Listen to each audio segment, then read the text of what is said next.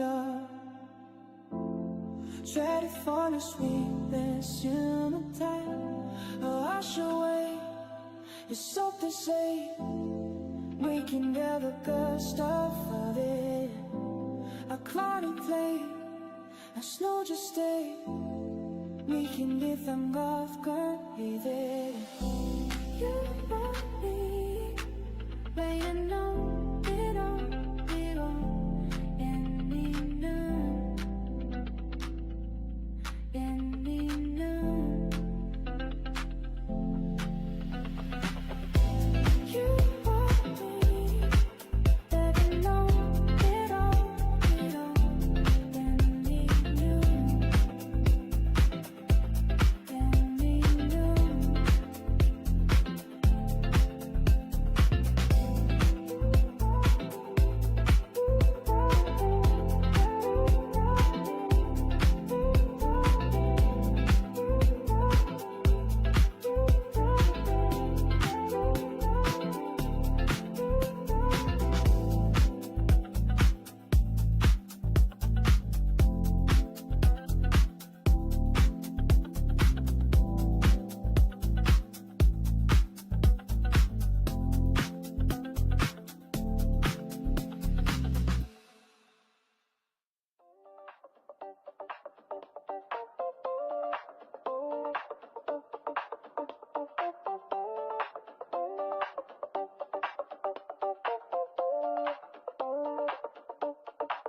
Relájate, cariño.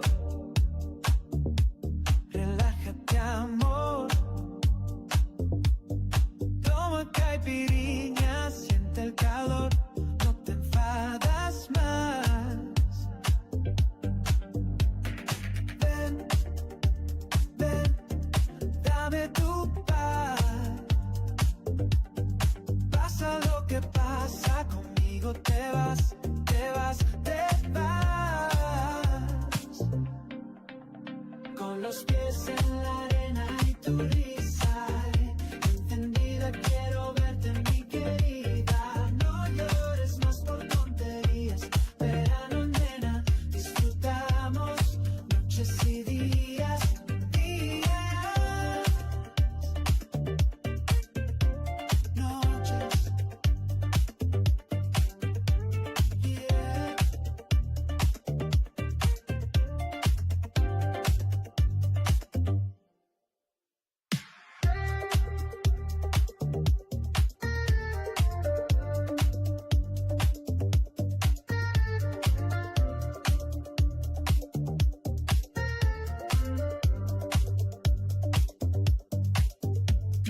Sabes, drama no pega en verano. Olvida los celos, olvida rencor. Aquí no hay pelea, mi amor. Solo reggaetón, ton, ton. Solo reggaetón. Con los pies en la arena y tu risa encendida, quiero verte, mi querida. No llores más por tonterías. Verano, nena, disfrutamos noches y días, días, noches. Yeah.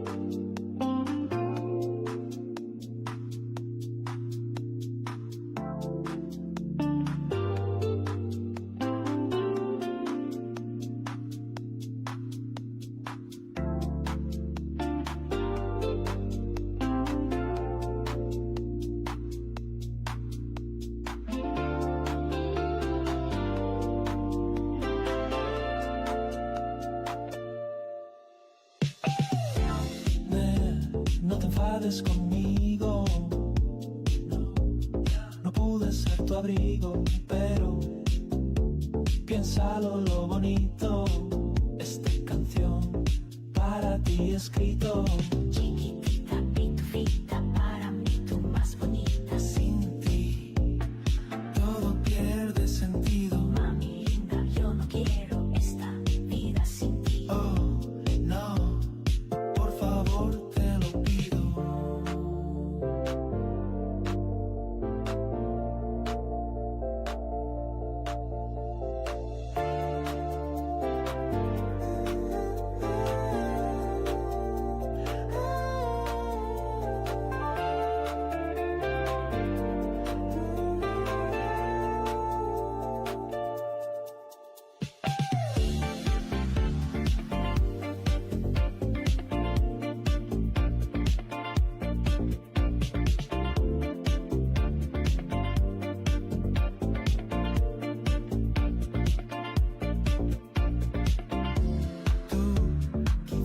Piensas cosas, sí, lo sé, pero piensa lo maravilloso que tenemos y podemos. Te pido este amor, mantenemos. Chiquitita, pitufita, para mí tú más bonita. Sin ti todo pierde sentido. Mami linda, yo no quiero esta vida sin ti. Oh, no, por favor te lo pido.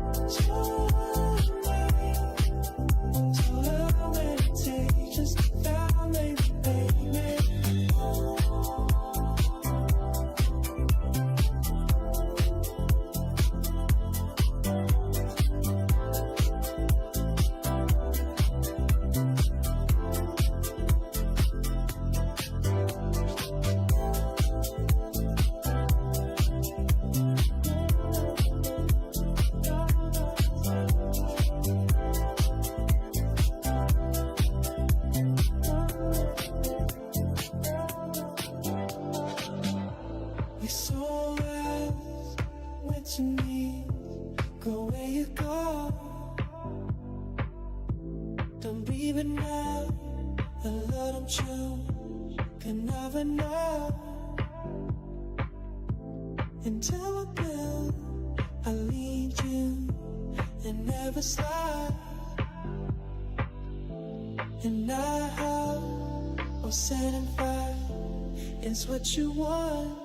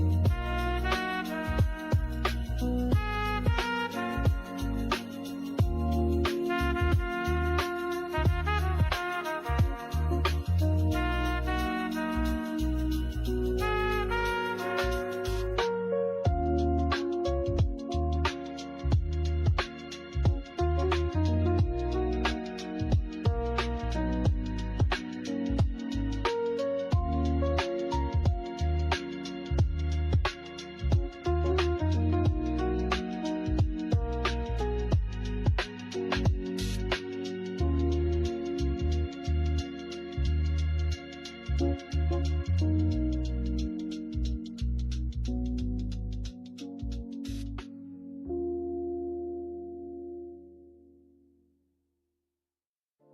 were golden in the night, chasing echoes, chasing light. Every beat reminds me to, I'm still dancing back to you.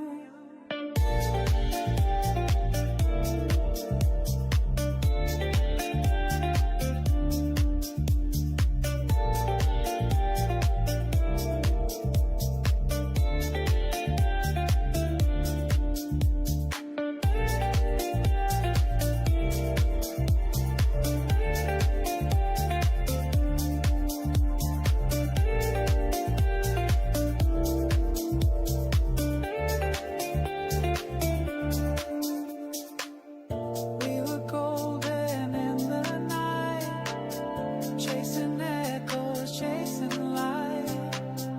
Every beat reminds me to, I'm still dancing back to you.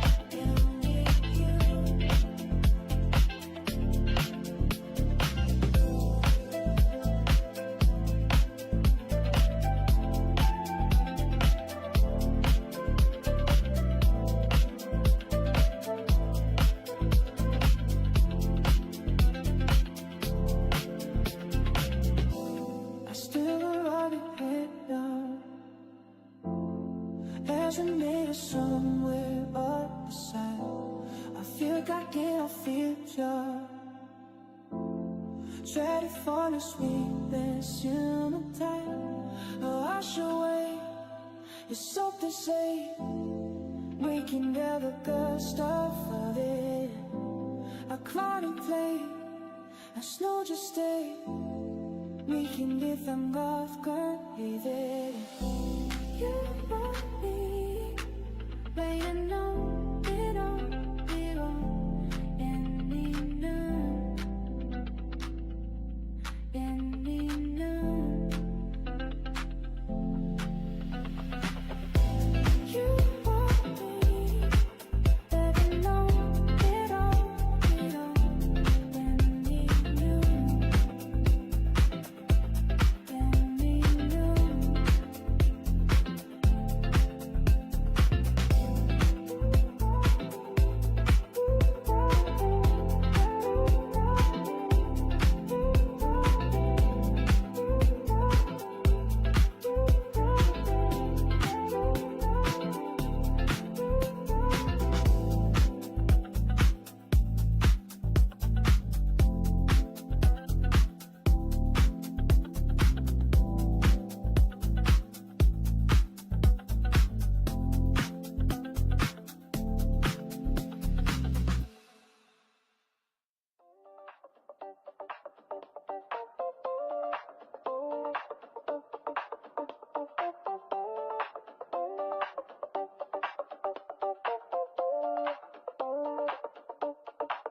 Relájate, cariño. Relájate, amor. Toma caipirinha, siente el calor. No te enfadas más. Ven, ven, dame tu paz. Pasa lo que pasa, conmigo te vas, te vas, te vas. Con los pies en la arena y tu risa encendida, quiero verte, mi querida. No llores más por tonterías. Verano, nena, disfrutamos noches y días, días, noches, yeah.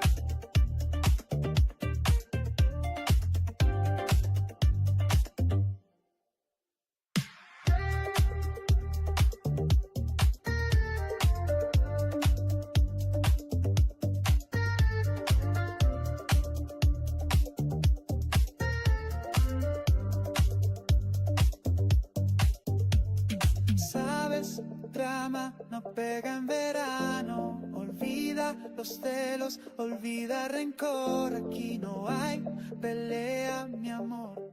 Solo reggaetón, ton, ton. Solo reggaetón. Con los pies en la arena y tu risa encendida, quiero verte, mi querida. No llores más por tonterías. Verano, nena, disfrutamos noches y días, días, noches, yeah.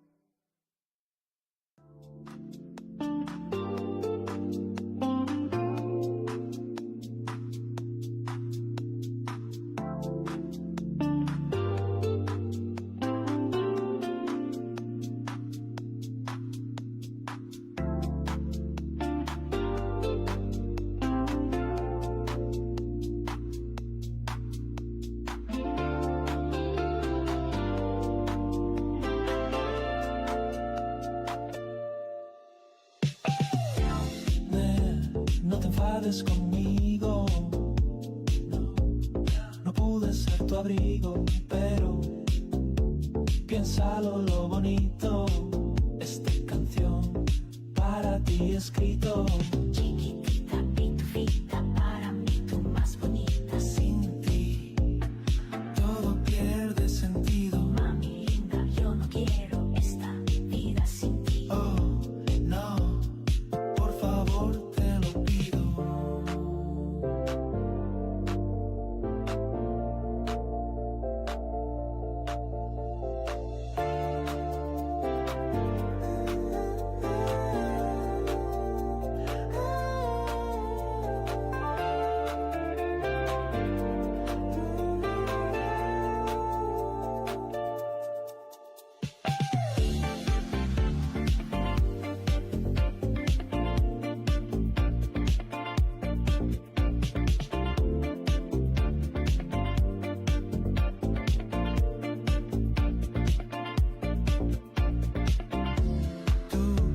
Quizás te piensas cosas así, lo sé, pero piensa lo maravilloso que tenemos y podemos. Te pido este amor, mantenemos.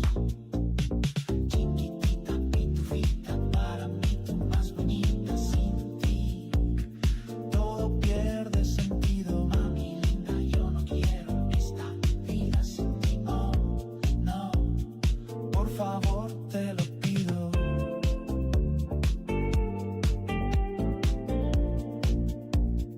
Por favor te lo pido.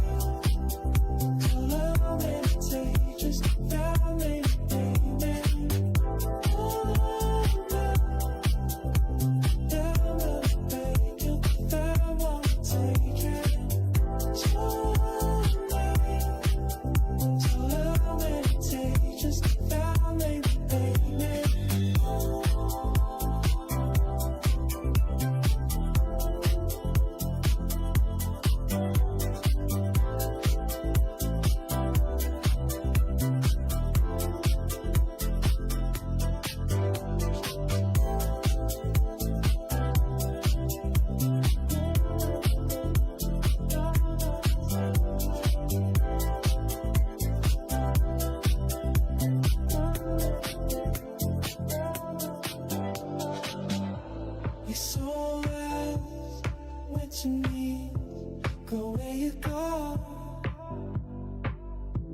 Don't breathe it now. The Lord I'm true. Can never know. Until I build, I lead you and never slide. And I hope or sand and fire is what you want.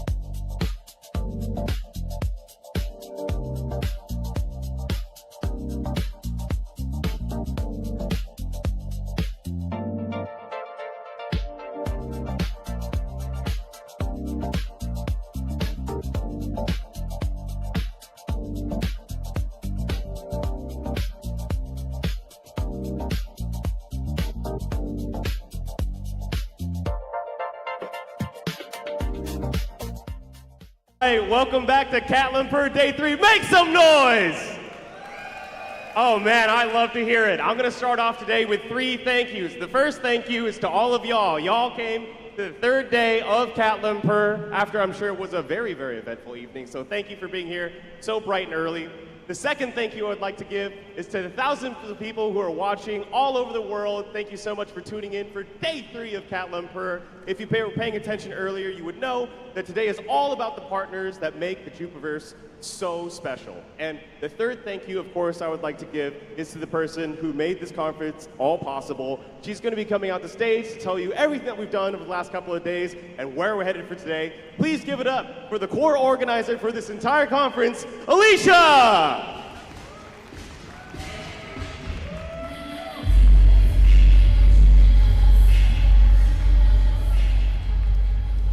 Okay, in my defense, that was Ali Kat's idea to get a song when I come in.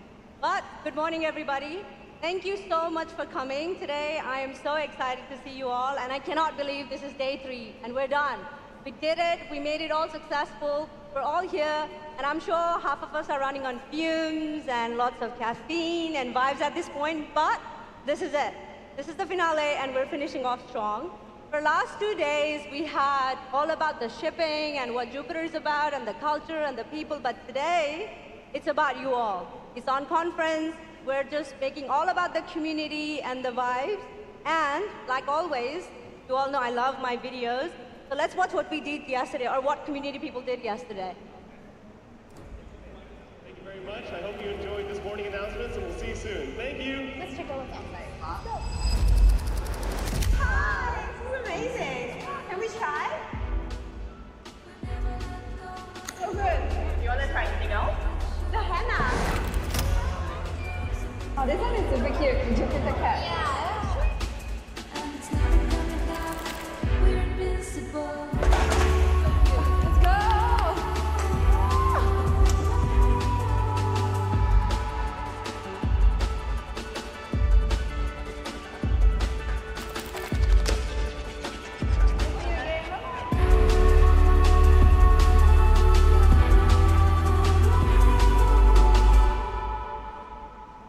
Isn't that great? I know.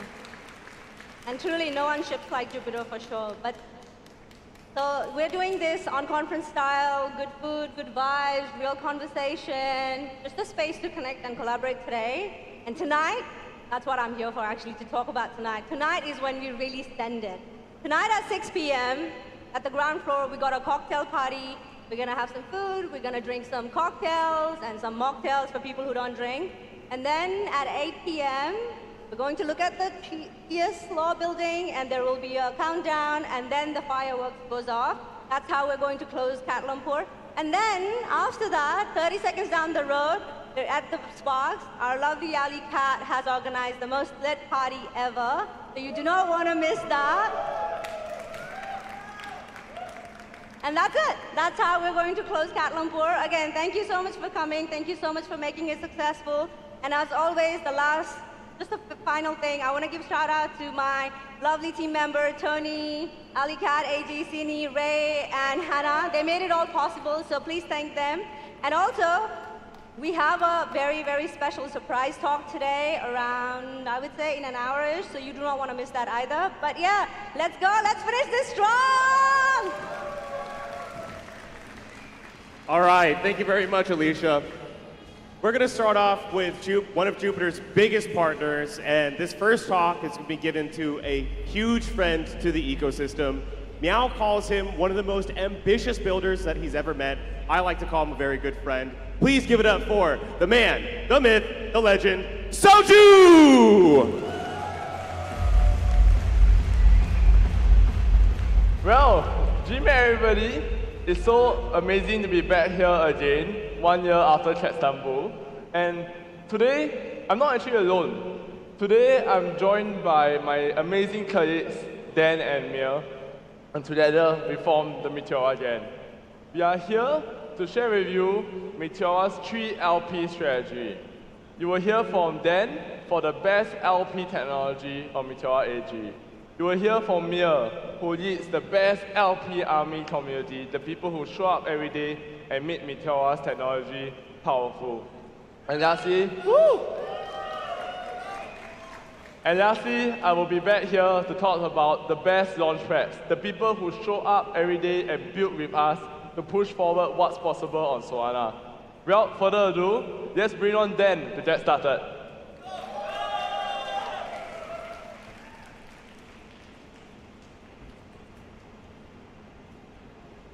Jimet, everyone. Okay. Thank you for being here.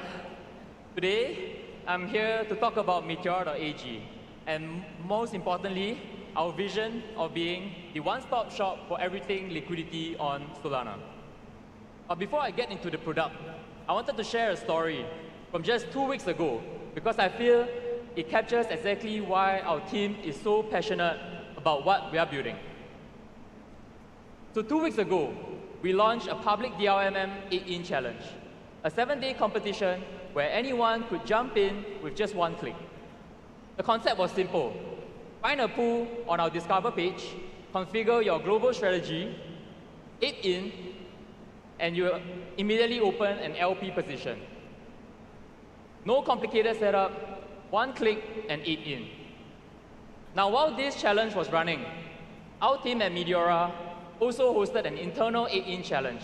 We wanted everyone on the team to experience what it's like to LP on Meteora. Not just build the product, but use the product. And let me just say, these were my prints for the week.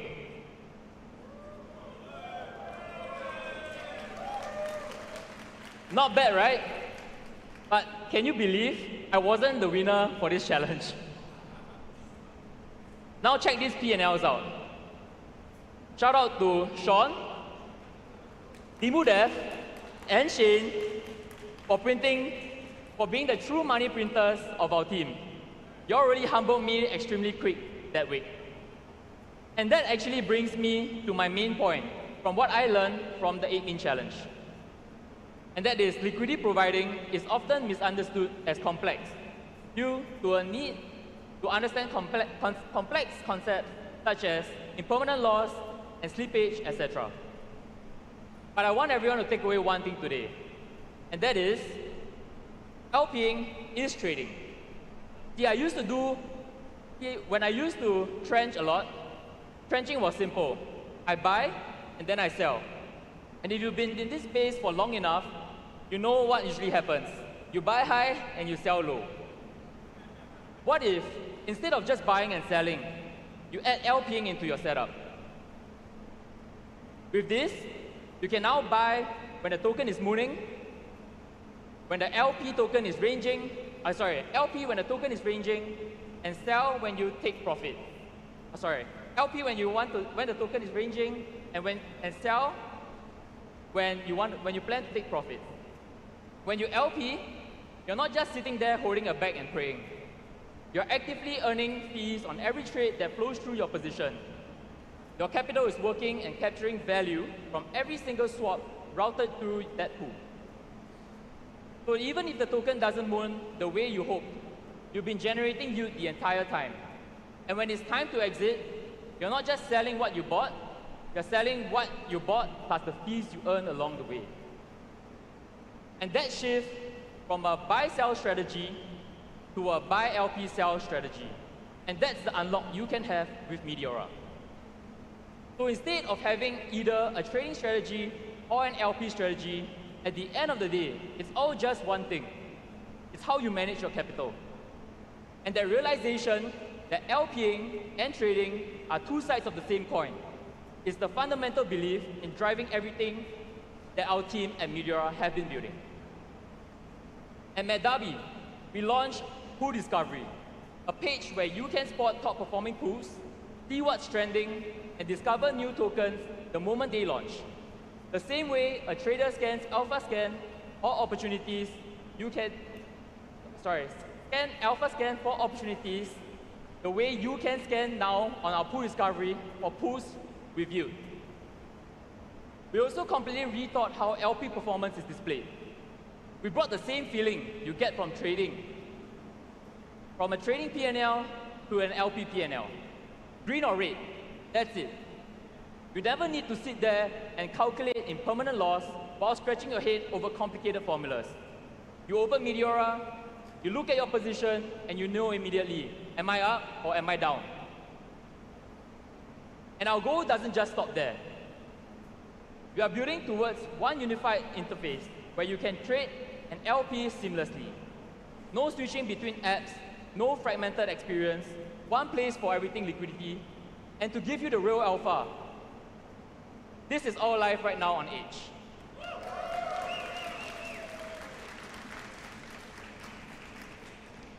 So what's next for us? Our team will also be shipping highly requested features soon, namely on-chain limit orders, TPSL, and advanced orders. And thanks to Jupiter, that helps us to fill up the gaps in areas we don't have, we have we are able to just use Jupyter and offer this unified one-stop shop experience for everything liquidity on Solana. You can scan this QR code and it will take you straight to h.meteor.ag. Try it, I encourage you. Ape in, experience what we've been building. And with that, I'm going to pass it over to Mir, who's going to share how anyone can level up and become a pro LP like Shane, Dimudev, and Sean. Thank you very much.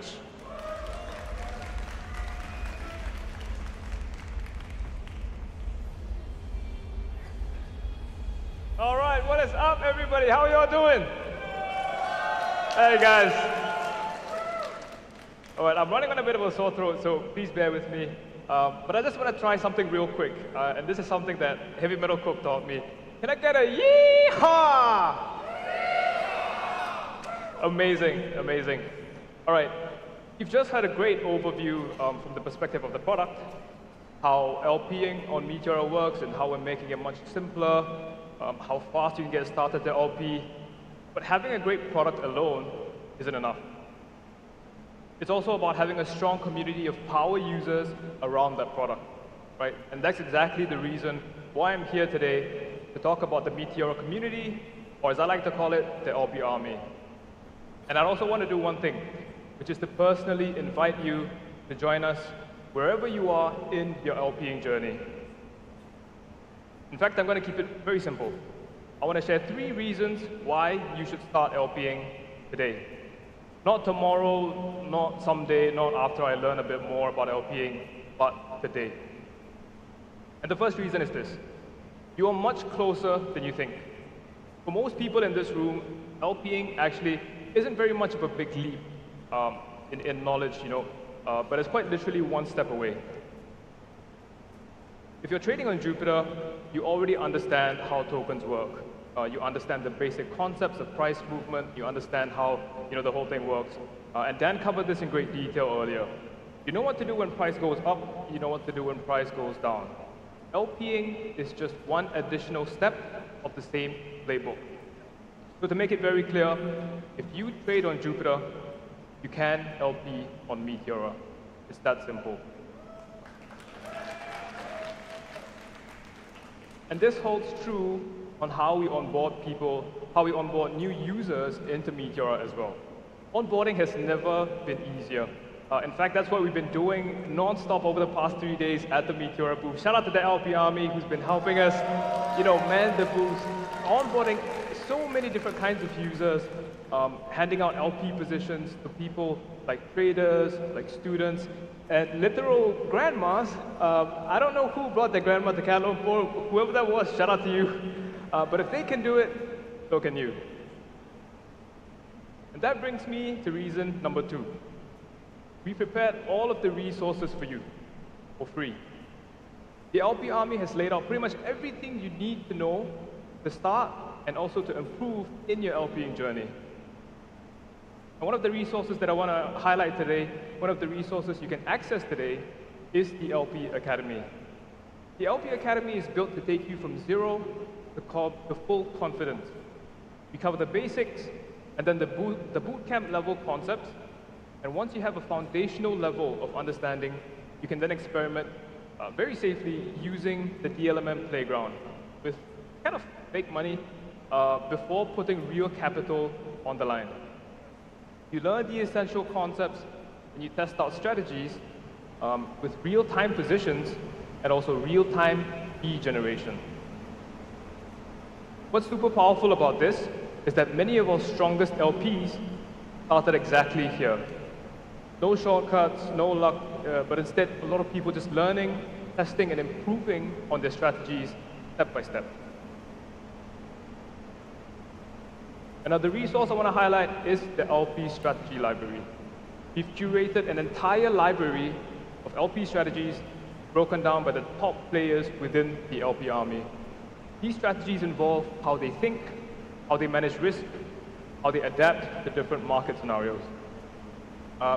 So even beyond the basic concepts that the bootcamp covers, you also can go one step further and understand how people deal with the real market. And that's what's special about the LP Army. is that no matter which stage you are in your LPing journey, there's always someone there to support you. And that brings me to the third reason, and this reason matters the most. You have a home.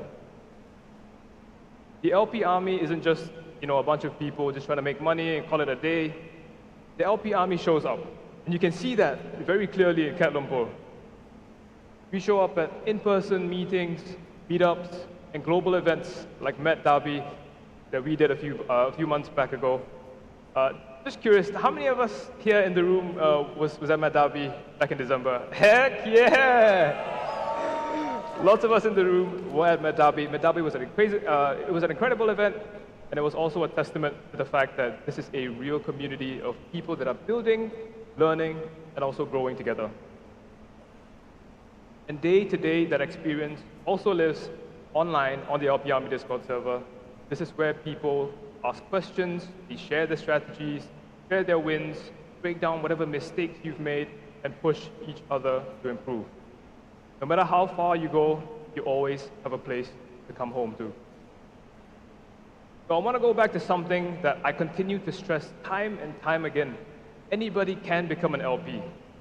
The tools are ready, the resources are free, the community is here, and it's never been easier to start than right now. So that's about all for what I'm going to share today. And just a quick note, the LP Army is also going to be present later at Unconference. So if you have any questions, if you want to ask about, quite literally, how do I start LPing? How do I improve my strategies? Some of the best LPs are here in this room, and they're going to be available for you to, this is a great opportunity for you to kind of just improve on your knowledge and start LPing today. So with that, thank you so much for your time, and I'm going to hand over back to Soju. Thank you, guys.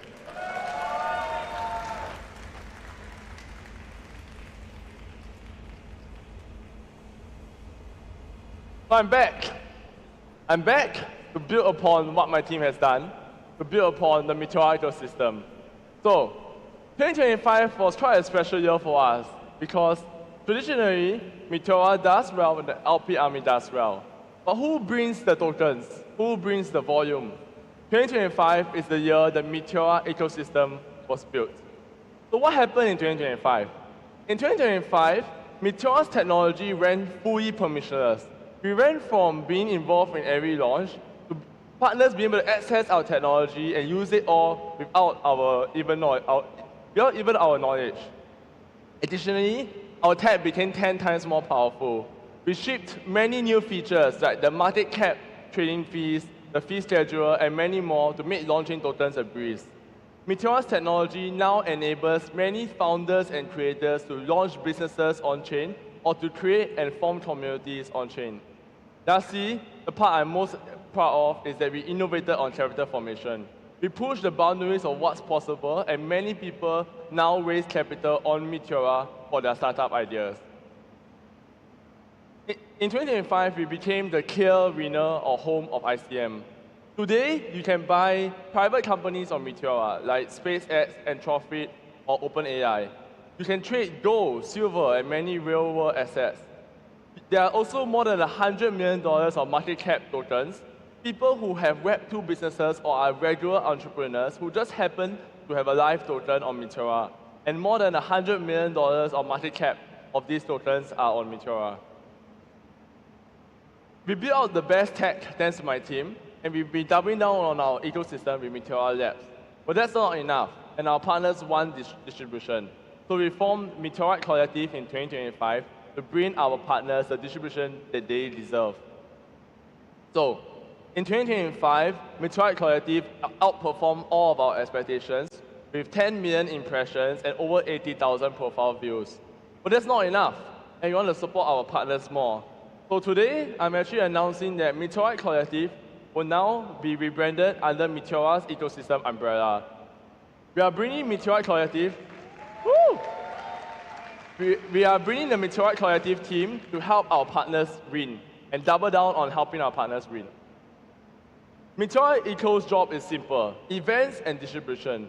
We will run many more activations and builder events around the world to bring the ecosystem together and build a tighter, knit ecosystem. We will help them with distribution, ad spaces, quote deeds, campaigns, and constantly making sure that our partners continue to succeed.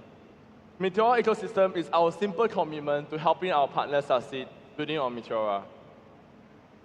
The Meteora collective team of Vesper and KK will now transition towards being Meteora ecosystem members, full-time part of the Meteora team. KK is at the forefront of our ICM efforts and is our lead for ICM. Vesper has been a 10x support for all of our partners beyond Meteora, working tirelessly every day to make sure our partners get the attention that they deserve. Meteora Eco, I promise to work with my team to help all of you succeed. But that's not all. We also need to make tokens great again. We need people to trade tokens because Meteora is the token AMM. If no one trades tokens, then Meteora will have no volume. We are all in crypto because we believe that tokenization is the way to grow, but we want to push it forward. However, there's been many problems facing tokens in the last few months. We've had many incidents of teams getting acquired or running their tokens.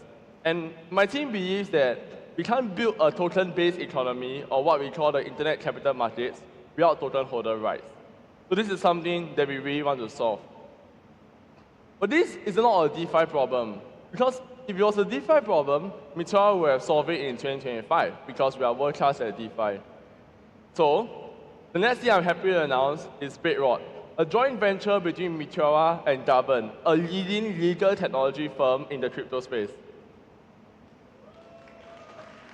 Bedrock has one job, to leverage and build frameworks with our partners in order to create more rights for token holders. You can use Bedrock's foundation frameworks, or you can work with us directly to create one that fits your needs. Let us handle the heavy legal lifting while you focus on creating value for the community. You can use Meteora's technology alone, as you've been doing so in 2025, or you can use Meteora technology alongside our legal frameworks at Bedrock. Our first product is the framework for tokenized equity. We saw a Cambrian explosion of tokenized equity on Solana in 2025, and we're doubling it down with Bedrock Foundation. Bedrock Foundation is an ownerless public good who has one job, to own and custody equity on behalf of a decentralized token holder community. What we'll do is simple. We'll form a foundation that will create SPVs for various assets. We will hold these assets on behalf of the community, and when it's time to distribute value back to the token holders, Meteora team and Bedrock Foundation will help you to do so. We also help to ensure that this value is distributed back to token holders. So, it's very simple. A founder just simply has to KYC, and we will handle everything for them. The founder doesn't even have to set up his own entity, like a DevCo. We will set up everything from the SPV to the DevCo, all with one simple KYC. What does this mean for any founder? This means that you can just focus on building what's important to you, while raising capital on-chain permissionlessly from anyone in the world, and giving them real ownership in your business. You can also take your pick across any Bedrock-powered launchpad, because our framework works across the entire Meteora stack, whether it is a pre-sale, a boarding curve, or any way you want to launch your token. With one KYC, Meteora's technology, and Bedrock's frameworks will do the rest. Launch with Bedrock, because at Bedrock, the only way is up. So, I'm going to make you guys a quick promise. We're going to keep doubling down on our 3 LPs. Because if we keep making our LP tech better, keep growing the LP army bigger and stronger, and keep pushing what's possible with the launchpads, we believe we can make crypto great again with all of you. So, if you are a launchpad founder or anyone at all, come work with Meteora, access the best technology, the best distribution, and leader frameworks with Bedrock. Build on Meteora today. And that's all for me and the rest of my team, and we'll see you guys around at the conference. Yo, yo, yo, hey, hey, hey, hey, hey. So, surprise. Hey, just want to do a big shout out to Suju and the rest of the Meteora team, right, with Mia. And actually, Meteora is actually a really great inspiration to, I think, anyone in DeFi. I think they are incredible person at building like highly, I mean, guys, if you guys been to Meteora, right, check it out. It looks nothing like anything you've seen in EVM or anything like that, nothing, right? And the LP Army, amazing, right? Again, nothing like what I said before. And Bedrock, I guess, right? Very Nothing. new. But the Mitra team is really like pioneering shit like on all fronts, and I think it's awesome. What do you think? I think it's fucking awesome. Right, Sophie? Yeah, it's good. Woo! All right, thank you guys. Thank you. Go.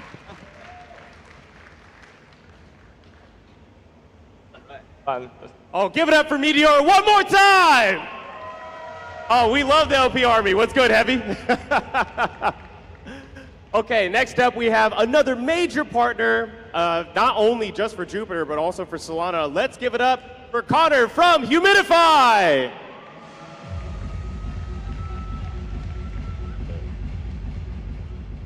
Hello? Hello? Who in here is wet? Alright.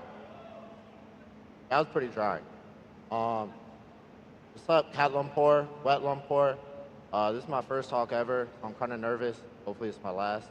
Alright, question. Who here has ever launched a token that was not on Jupe Studio, Believe, or any of the other 7 Jupiter launch pads? Launching a token is hard. We did it. We launched Wet. First and second token to launch on the DTF. So launching a token, first you have to come up with a ticker, a name, and maybe you build a product that people actually use, but that's not a requirement. Just the ticker is a requirement. And then you have to learn all about the scam, market making, and centralized exchange business. And then that's when the real work starts. Having a token is like having a kid. Once it's out there, you can't really get rid of it. You know, sometimes I ask our lawyer if we can do stuff with our token, and I'm like, but Jupe doesn't. She's like, oh, but Jupe, you know, they're in Malaysia and we're in New York. By the way, Malaysia is a great place. Walking around in Kuala Lumpur is the first time I've seen green in a while. I was a bit disappointed that Jupiter does not have a tower here yet, but maybe now with the buybacks gone, you guys can get a tower next year. But yeah, launching a token, there's never a right answer. Everyone has a different experience of what works and what doesn't. You can always look back and say, no, I could have done this better, I could have done that.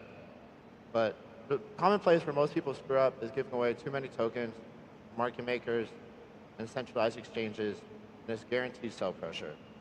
And then you get people yelling at you all the time in your Twitter because your token's not up only.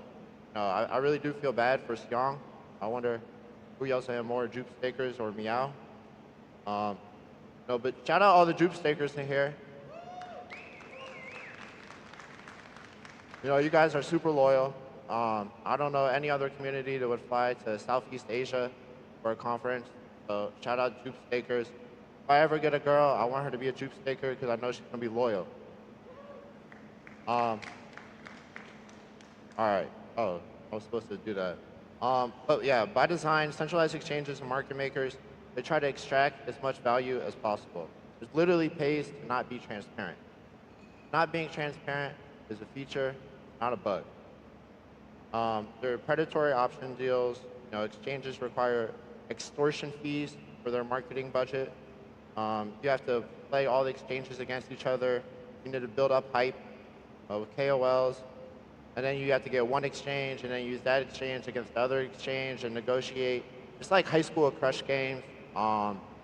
It's like the art of the deal, you know. And then, you know, you never know how it's really going to play out until the end. And a million things will just go wrong. And then your coin launches and you have to get back to work. So surely you guys have heard of the crazy rumors of centralized exchanges asking for 10% of the supply, both your kidneys and your firstborn child. This is real. And then you also need to be careful of the exchanges with perps, because those are the ones that are wrecked. There's a lot of things I would talk about from our experience, right? But they make you sign crazy contracts, so you can't really talk about it, and then you'll get sued. And yeah, I don't want our lawyer to quit, so I'm not going to do that. But that's another thing, right? You know, not being transparent is how they make money. It's the feature, not a bug. The legal contracts are all insane. You know, you have to really read it carefully. You know, one little sentence or word will, you know, mess everything up. You need a good lawyer. Shout out Wasi Lawyer. I don't know if he's in here. But what makes Wasi Lawyer great, you know, a good lawyer, you know, they'll lay out the risk and say this is what we should and shouldn't do. Wasi Lawyer, he just says yes to everything. That's why he's the best. Yeah. Oh, let me go back. Yeah, dealing with market makers for centralized exchanges is annoying too. They purposely try to make everything as complicated as possible, and they want you to feel stupid so they can make more money from you. And then you have to monitor them like a little kid to make sure they're behaving. You have to ask them for progress reports, which they're probably failing all anyways. And they're probably trading against you on their mom's, cousin's, grandma's, little friend's finance account, right? It's just annoying. Centralized exchanges are not see-through, but you know what is? Aquarium is. So I say all this to say that all this bullshit games is a distraction from teams trying to launch a product, a token, right? Instead of marketing and shipping, writing code, and getting market share, you just have to deal with market makers and exchanges, and it's annoying and it's at times. And then you still get wrecked at the end. So the extractive process is holding our industry back. That's why we are launching Aquarium. But before we get into that, let's talk about what Humidify is. So Humidify is a prop AMM, #1 DEX on Solana over the past 6 months in terms of volume. But Meteor has been cooking though. It's good to see block rewards back up. We have the tightest spreads, deepest liquidity. We are often doing more Sol USD volume than centralized exchanges. We have the tightest spreads. Users are getting under 1 basis point spread. You literally can't get that anywhere else. We don't take in any outside LPs. We actively market make all the tokens. Yeah, shout out Humidify. Yeah. All right. So clearly we're going towards a more on-chain financial system. Time to get rid of the extractive market making, centralized exchange stuff. So that's why we're launching Aquarium. Aquarium is a permissionless and transparent market making system. No legal bullshit. Putting the lawyers out of business, except Watson. But with Aquarium, any project can, via a smart contract, give Humidify a token and a USDC loan. Then we will market make that token with competitive spreads, scalable depth for larger trades, and transparent dashboards that will be publicly available to monitor what is actually happening. And token projects will pay a monthly fee in wet. Well, they'll pay USDC and then we'll buy wet. All right. So if you want your token to be wet, you have to buy wet. It's impossible to be dry in Aquarium. So currently, Humidify, we market make just under 20 assets. We just did the Seeker launch, BOGO, the Zama launch. For Monad, we did more volume than Monad on Monad. And we're going to keep growing. We won't stop until every single asset is traded on Solana. All right, those are the dashboards. Yeah, every asset should trade on Solana. There's no better chain than Solana. Maybe JukeNet. We'll see what happens with that. And maybe if Young gives us the green light, we can launch Humidify on JukeNet. So we're here to change the game. We're declaring war against all the centralized exchanges. We want all the smoke. We're ready to drown our competitors. So if you are dry, get the fuck out. This is DeFi 2.0. This is on-chain finance. Aquarium is just a start. We're going to do it big. There's no crying in the casino. There's no dumping in the aquarium. The hat stays on and the water stays wet. Let's ball out tonight. Okay.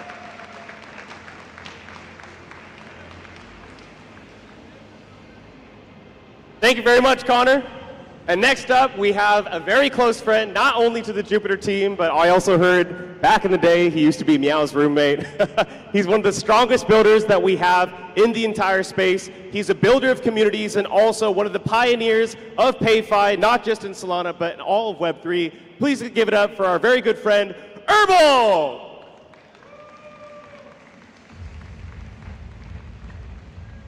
Hello, CatLumpurr. I'm Erbil Karaman, co-founder of Hima Finance, the first PayFi network. And today I'm going to talk about the movement of monies.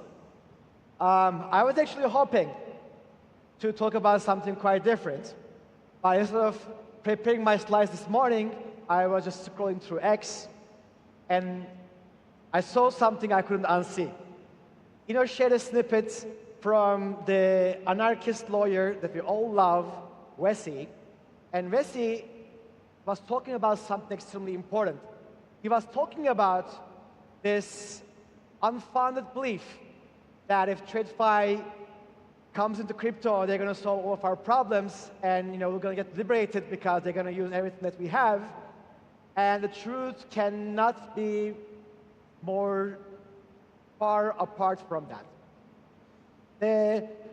The way he actually wrote about this in part of his message, he said that the Trojan horse is in full swing, and the only way to preserve our right to freely transact is to stand behind the DeFi builders that are truly cypherpunk aligned.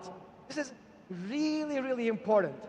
And this is actually the belief on which we have built Huma's PayFi network. I'm going to talk about how broken the system, the centuries-long system that the TradeFi depends is. And there's still, a lot of questions that I'm asking myself that I have a hard time answering. Last year, during the Accelerate New York, I was thinking, what makes New York the center of finance? And actually, there are two elements that are really critical. One of them is this building. This building is the Federal Reserve Bank of New York, and almost every single USD wire transfer in the world has to travel through this building. Doesn't matter where it's initiated, doesn't matter where it's to go to. You want to send USDs between Malaysia and Singapore? No luck. It has to go all the way through this fucking building to be able to clear out and then get back. There's $1.1 quadrillion of transactions, Fed-wide transactions happen through this building. The second one is the FX transactions. So CLS FX is a building a few blocks away in Manhattan, Lower Manhattan, from the Federal Reserve Bank, and $1.8 quadrillion of FX transactions has to travel, doesn't matter where it's initiated, where is it going, has to travel through that freaking building to be able to clear. Why? Why? Because that's the only way the Fed's policies can make every single banking system dependent on the balance sheet that the Fed is creating on the Federal Reserve Bank of New York. And this is the reason last year I had my own money I needed in Turkey in a USD account, and I want to take that money back to my US account. It's a legal money that I earned. It's legal money that I paid taxes for. And for 3 months, I wasn't able to transfer the money from a USD account in Turkey to a USD account in New York. They would come up with different reasons. They would come up with different excuses. Every single time it would be denied. I had zero freedom and zero right to access my own money. This is the reason why Huma's PayFi network is rebuilding the global transaction banking on-chain using stablecoins, programmable liquidity, and yield vaults. These are the primitives that we need to replace a lot of the different roles that the TradeFi is playing today. And we're already making major progress. We started with use cases in the credit cards, stablecoin cards, require settlements with the traditional networks. We supported rain cards as they launched and became one of the largest Visa stablecoin card providers. We have done so much in cross-border pre-funding, replacing the pre-funding requirements by using global stablecoin liquidity accounts. We have grown the business substantially. We have enabled Amazon's merchants in Asia who are selling to US buyers to get their payments the same day using stablecoin rails. And now we're going to trade finance because the whole world is going through a reconfiguration of the trade routes. Everything you're seeing in the news about the trade deals, the tariffs, is changing the way the world is doing trade. And this is about 25% of world GDP is changing the way they are doing trade. And more of those large enterprises are looking to leave the global transactional banking system. And we are here to support that. This is why we strongly believe PayFi is freedom. You have to have the right to choose what transaction layer you want to use, which currency you want to use, which custody layer you want to use, what kind of compliance framework you want to use, what financing layer you want to use. So you can have options for any application you want to use to move money around the world. You could say you're just dreaming. No, we are winning. 2 days ago, Visa had their fourth quarter report. They announced that being Visa, this 60-year-old company, is done very proudly $4.6 billion of annual stablecoin settlements. We have done $9.9 billion, more than 2 times. More than 2 times the volume that Visa has done. And we're just starting. The strategy that we have is not to wait until TradeFi comes and adopts.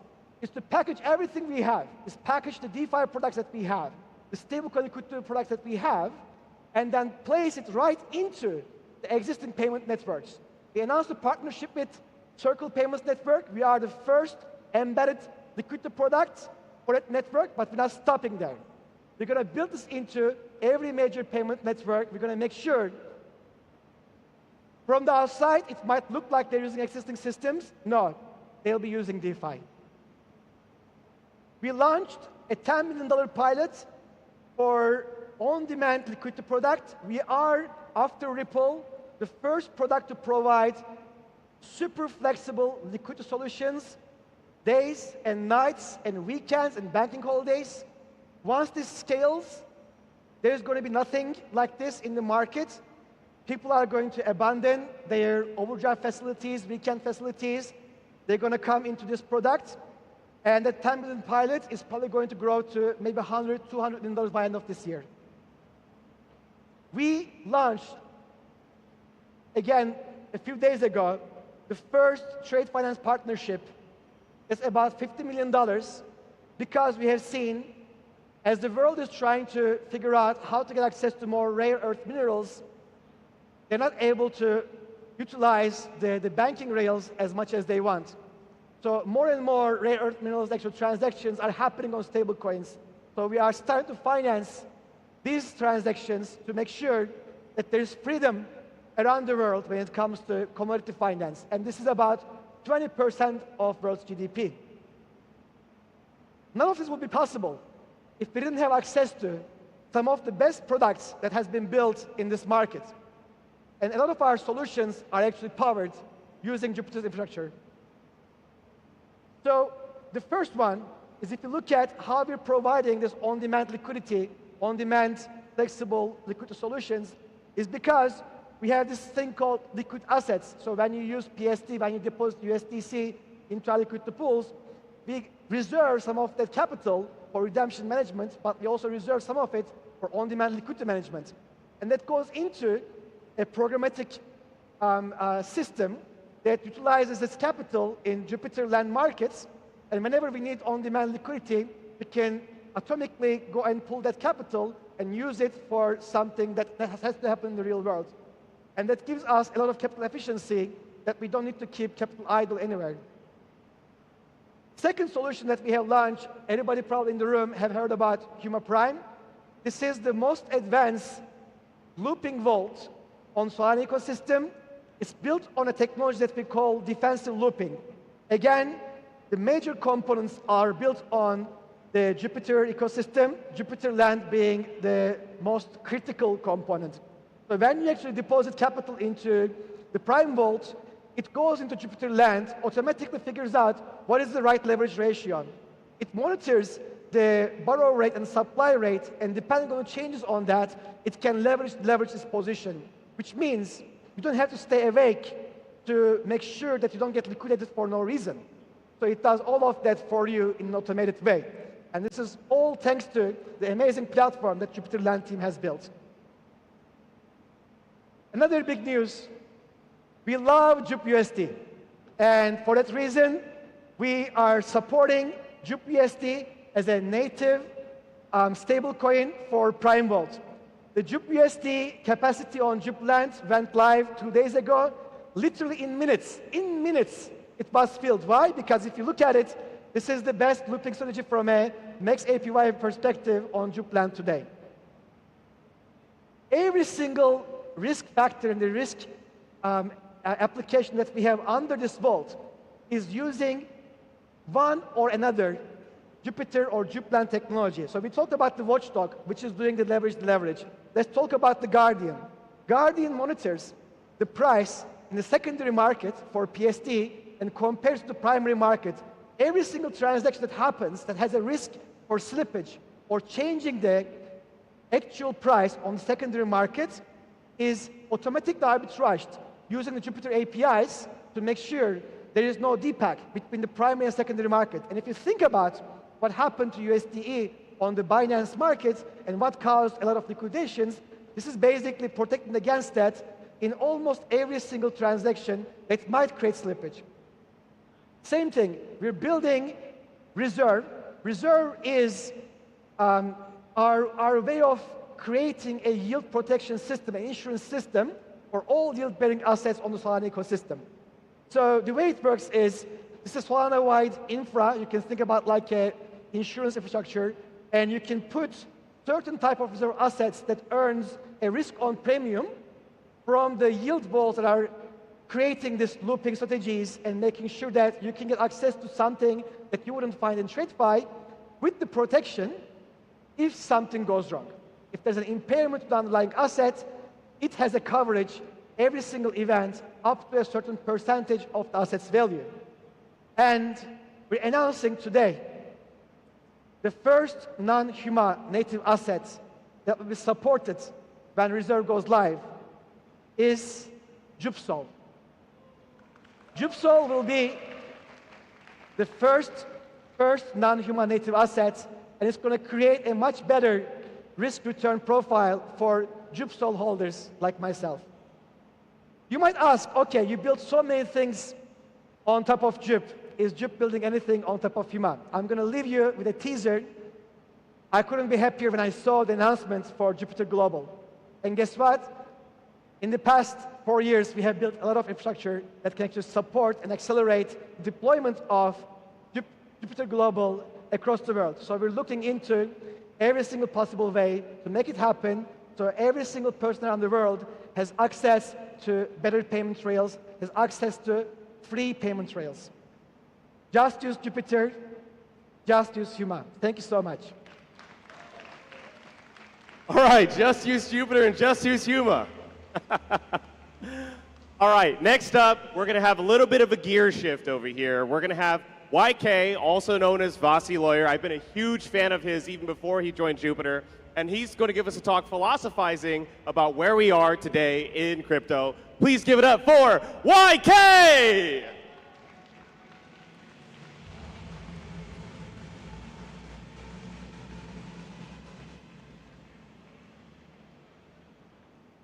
Thank you very much. Well, good afternoon, everybody.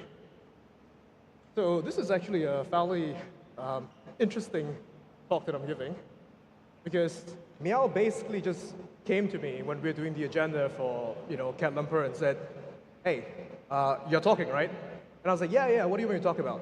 And it's like, "Just philosophize. Go up there and talk about vision and philosophy. That's it." He's like, "Yeah, that's it. Just do whatever you want." So it really got me to thinking, right? What exactly am I going to talk about? There's actually a lot of material. Because first of all, well, I guess I've got to introduce myself first, right? So I'm YK, I'm also known as Vasi Lawyer. I was hired to Jupyter actually to be a philosopher, interestingly enough, not so much as a lawyer.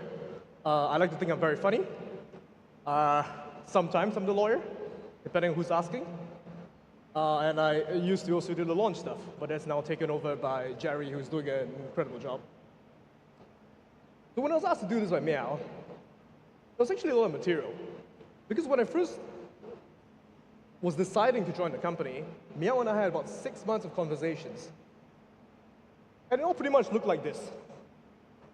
I met Meow after a stand-up event, and then for about 6 months we kept having coffee to talk about Web 4, currency, social contracts, citizenship, universal monies, network state, all these big ideas.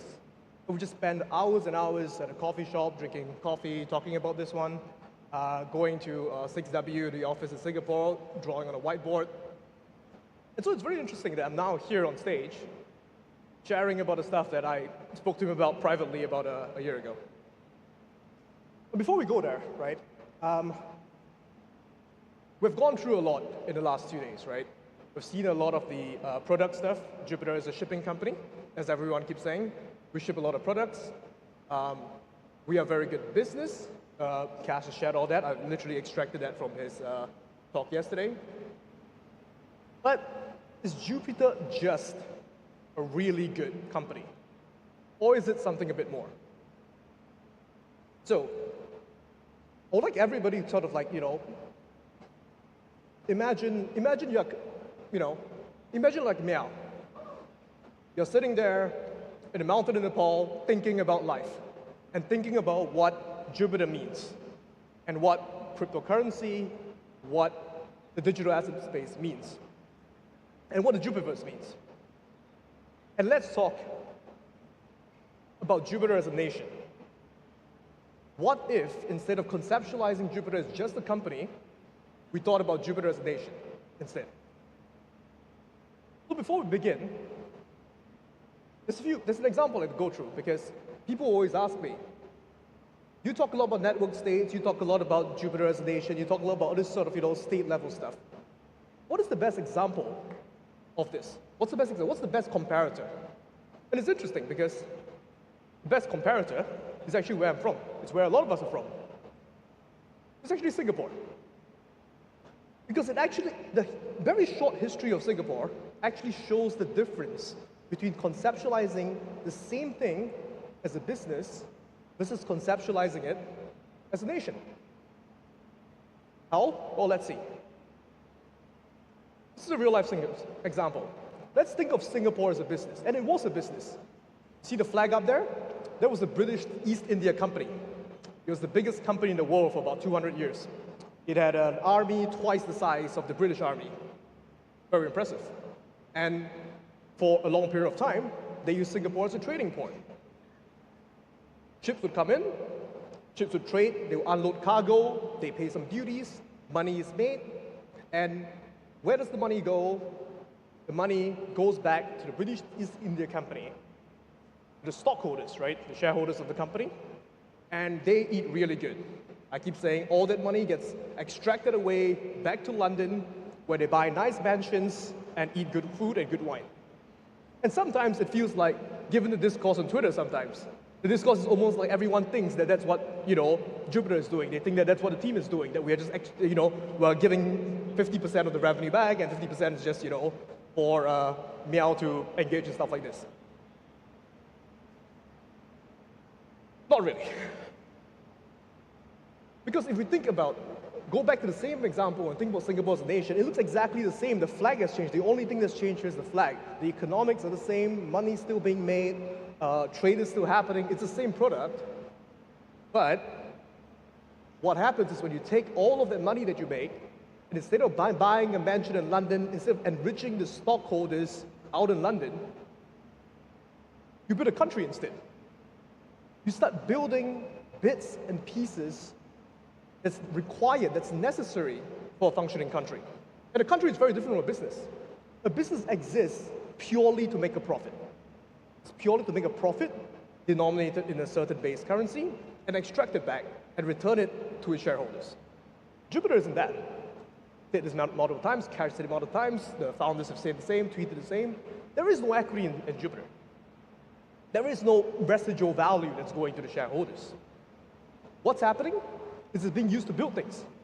It's being used to build trading ports, right? In Singapore, you build a banking system, you build governments, you build airports, you build casinos, you build, financing ecosystems. Because we can now look at Jupiter if it were a nation, and we spend a lot of time putting all the Jupiter products together in a super app. But what if we kind of broke it up a little bit, right? We broke it up a little bit and think about where each of these Jupiter products fits in this conceptualization of Jupiter, of the Jupiterverse. You still got a trading port, the thing that started it all, right? The ongoing fees from the trading port that's been successful, and you keep upgrading it, you keep making it better.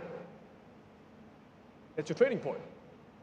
And then now you start building stuff like JukeNet and Juke Mobile, which allows you to access new markets. It allows you to bring new users, new people into your country. You start building a banking system.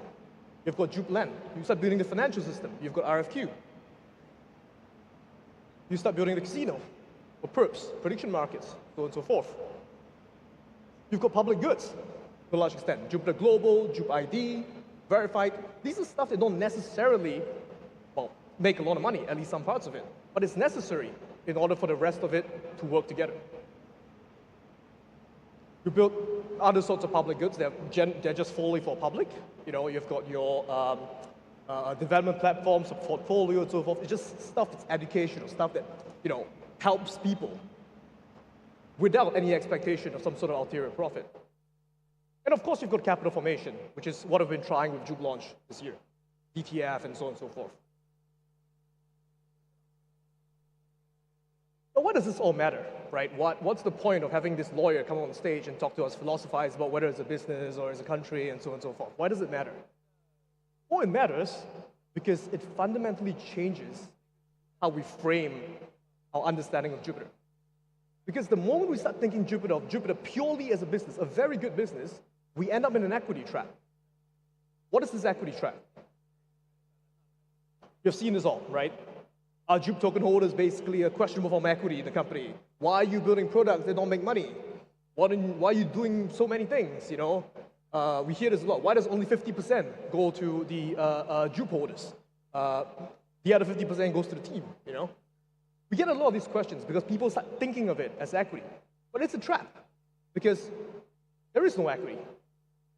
When you start thinking of it as a country, you start thinking of Jupiter the business as a tax engine that powers the Jupiter nation, that powers the Jupiverse. If you think of Jupe as currency for this nation, things start making a lot more sense. Because 100% of the revenues, and I mean it, 100% of the revenues go towards building this thing. 50% is used to build infrastructure. It's invested into your airports and your airports and your universities and your trading ports in the form of investment into the team to build out ultra, mobile, global, so on and so forth. And the other 50% is being deployed as a fiscal management strategy to purchase Jupe for the country treasury. Why do we build for all these things? Because we built for full stack capability in order to achieve self-sufficiency. So you don't have dependencies on any one person. The profitable enterprises, the profitable parts of Jupiter make a lot of money in order to then fund the upkeep of public goods that generally grow the country. If we think of it in this way, suddenly it makes a lot more sense. Or at least I think of it this way.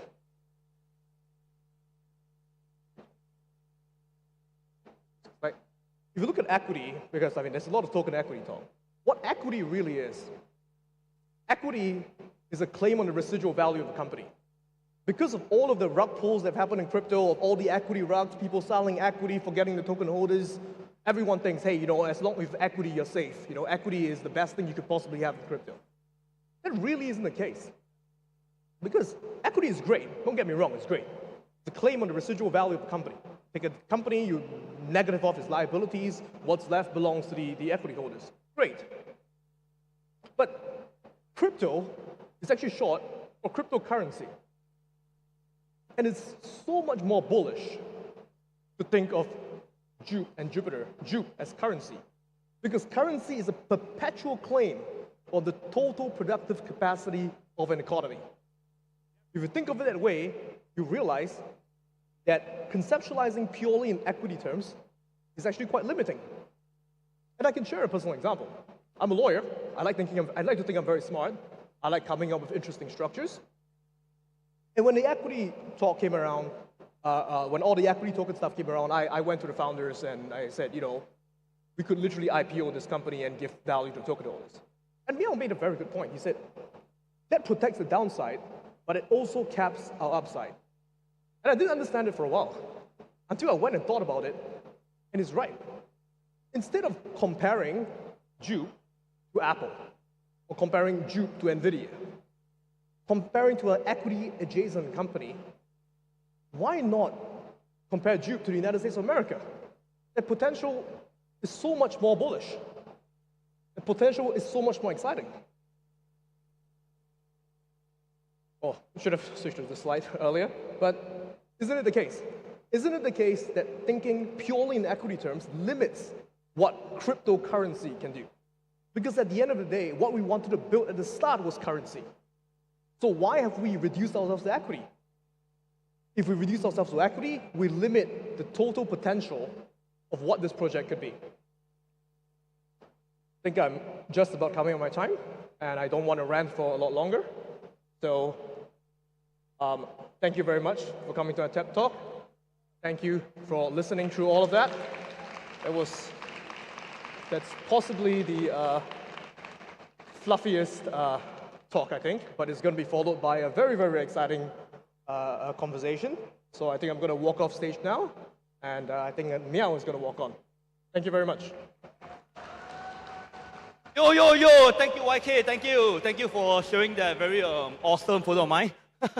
All right, so before we start the next segment, I just want to say a few words. So Jupiter is going into a new era, right? I think I would say that Jupiter started here, right? And then when the Jupe launched, it was like the second phase. And I think it's becoming very clear that we are entering the third phase of Jupiter, right? You know, where we both aim to like continue the same kind of high agency, high autonomy, Yahoo, YOLO, FAFO, you know, right? Do your thing, Xiong say what, do what. You guys yesterday? Julian said yesterday, someone was asking Julian what they choose to build. Julian said, Xiong say build, we build law, you know? I thought that's a fantastic, summary of Jupiter's like product strategy. No, but honestly, how do we kind of like maintain that same ability to experiment, right? Combined with the ability to synergize, right? You know, we talked first day, like the difference between like now, if you have 20 different things, right? Now, it's like those 20 different things are either gonna like synergize really well or become a fuck fest, right? You know, so I think being able to kind of like build 20 things and have them become bigger than one, right? It's very, very hard. But I guess that's a big challenge for us as well. Now, and the third thing for us, right, is also how do we extend our capabilities, right? How do we really bring on like partners and allies that will actually really help us like navigate a new world? I mean, it's actually very interesting because like when we started, right, it was really a very small ecosystem. I mean, how many of you were here in crypto or Solana like in 2021? Right? You guys thought it was very small, right? It was tiny, right? Like you really could name every single project, every single thing. Hey, Sojo. We could name every single protocol, right? Remember? Yeah, it's amazing, right? Yeah, right now we can't even name those the new ones in a single day, right? And that's just Solana, right? And when the entire world comes on chain, it's crazy, right? So anyway, I'm really excited to kind of like in the next few minutes just introduce a couple of partners that will really be very instrumental in helping us, both understand very, very different domains, integrate, like build our products for the new domains, right? But that's crucially, right, work with us, to navigate the brand new world. All right. So, without further ado, I'm very happy to welcome on stage Cash, Xiao, YK, and our new partner, Verify. Let's go. Oh. Ah. Yo, what up? Yo. The mic is on, brother. All right.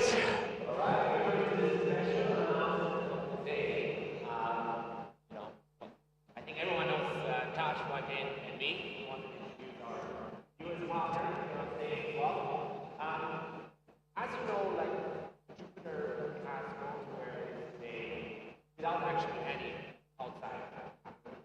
Very, very interesting industry. Bootstrap from day one, really building the best products for our users, and essentially profitable from day one and growing to where we are today. There's also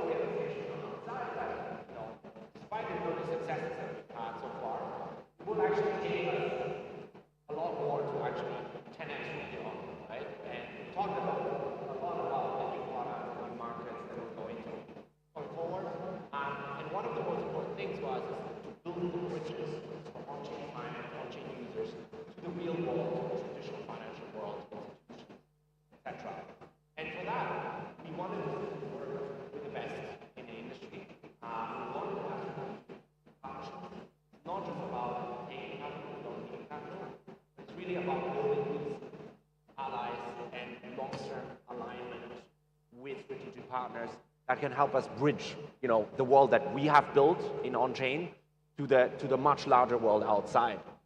And for that, we wanted to introduce our first investment round. Our first ever party, $35 million from Parify Capital to accelerate on-chain financial infrastructure. Jono, can you tell the people about Parify if they don't already know? I'll put a little slide up for you as well. Yeah, absolutely. I mean, firstly, we're completely honored to be the first investor in Jupiter. So who are we? Who is Parify? Since 2018, we've been one of the earliest asset managers solely focused on the blockchain ecosystem. We've had the opportunity to be the first investor in Aave and some of the leading DeFi protocols that exist today.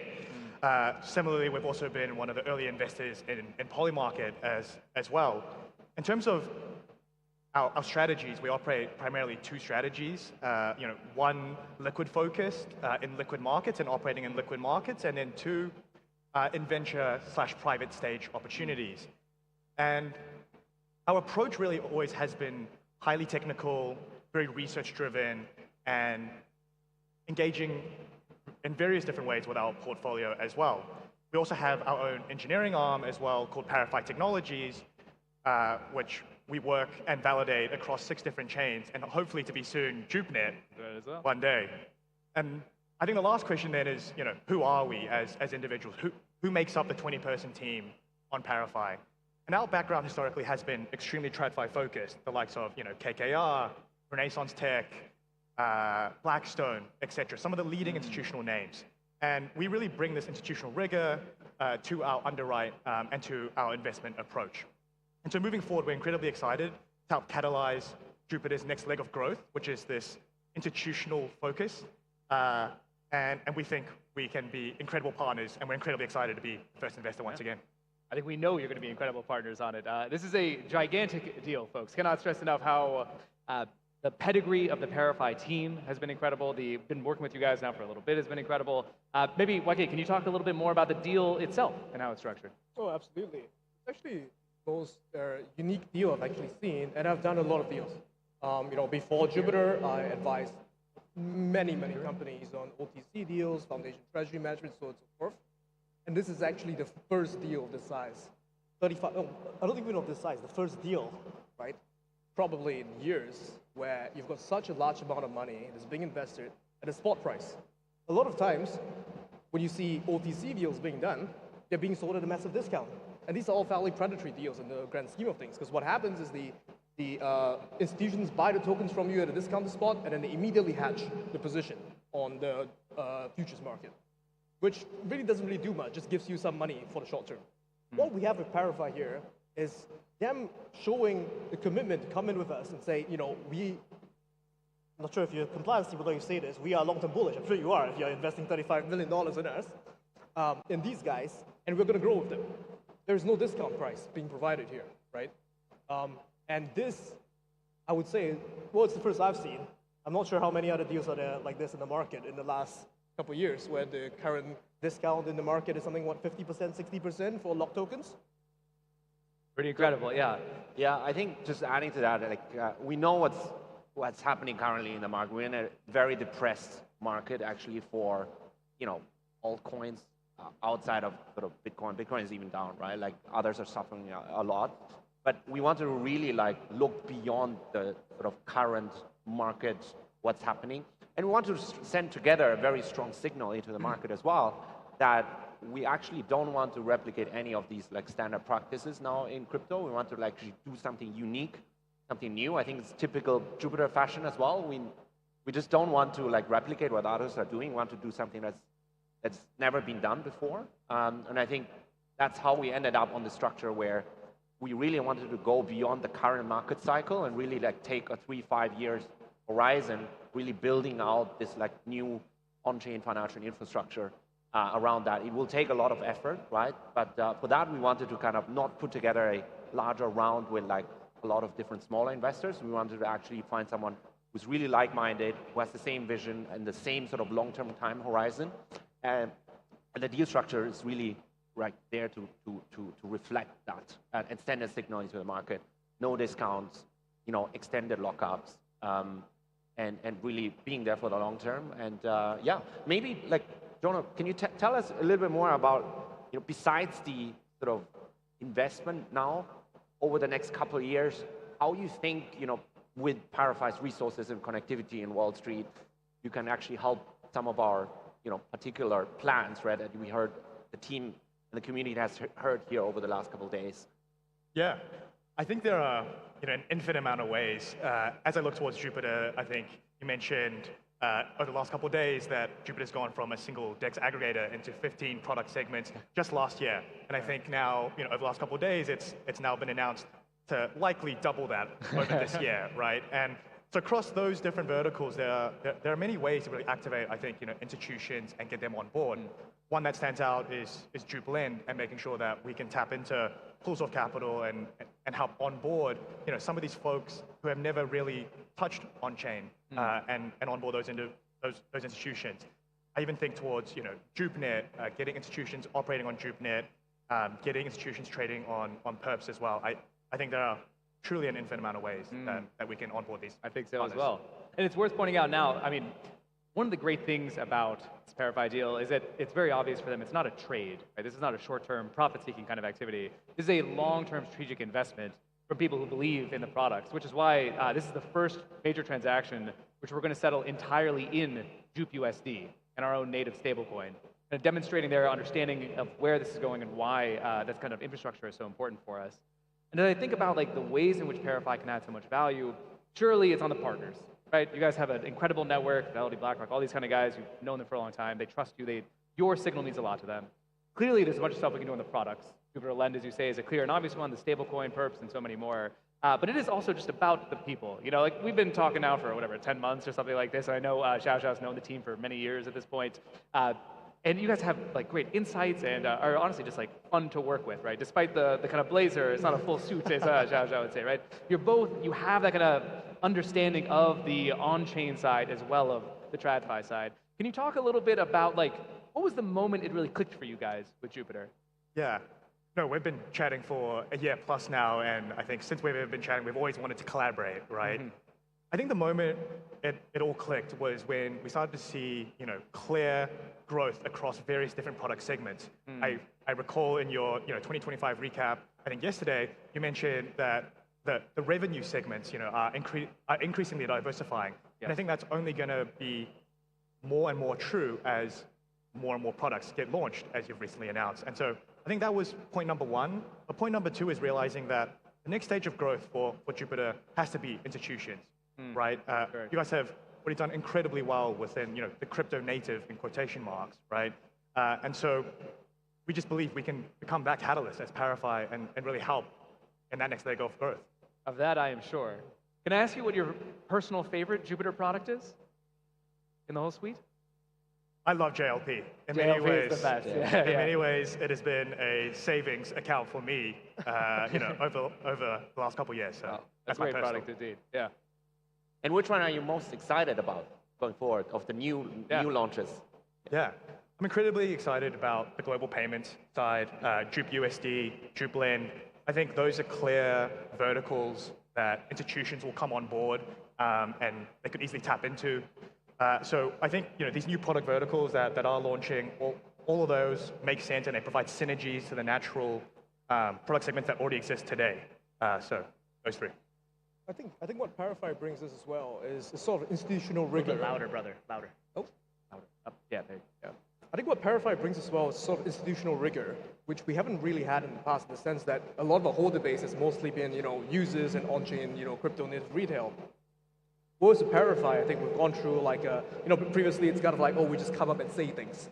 Whereas with Parify, the fact that you guys are willing to underwrite such a large $35 billion investment in spot, I think that shows, that there is some institutional rigor behind it. That you've done your due diligence, you trust us as a team, you see the potential, the growth potential, and you're excited to work with us as partners as we break into new markets, as we get build out a more institutional holder base, as we reach markets from all the way from the US all the way to Nepal and so on and so forth. That's right. Yeah.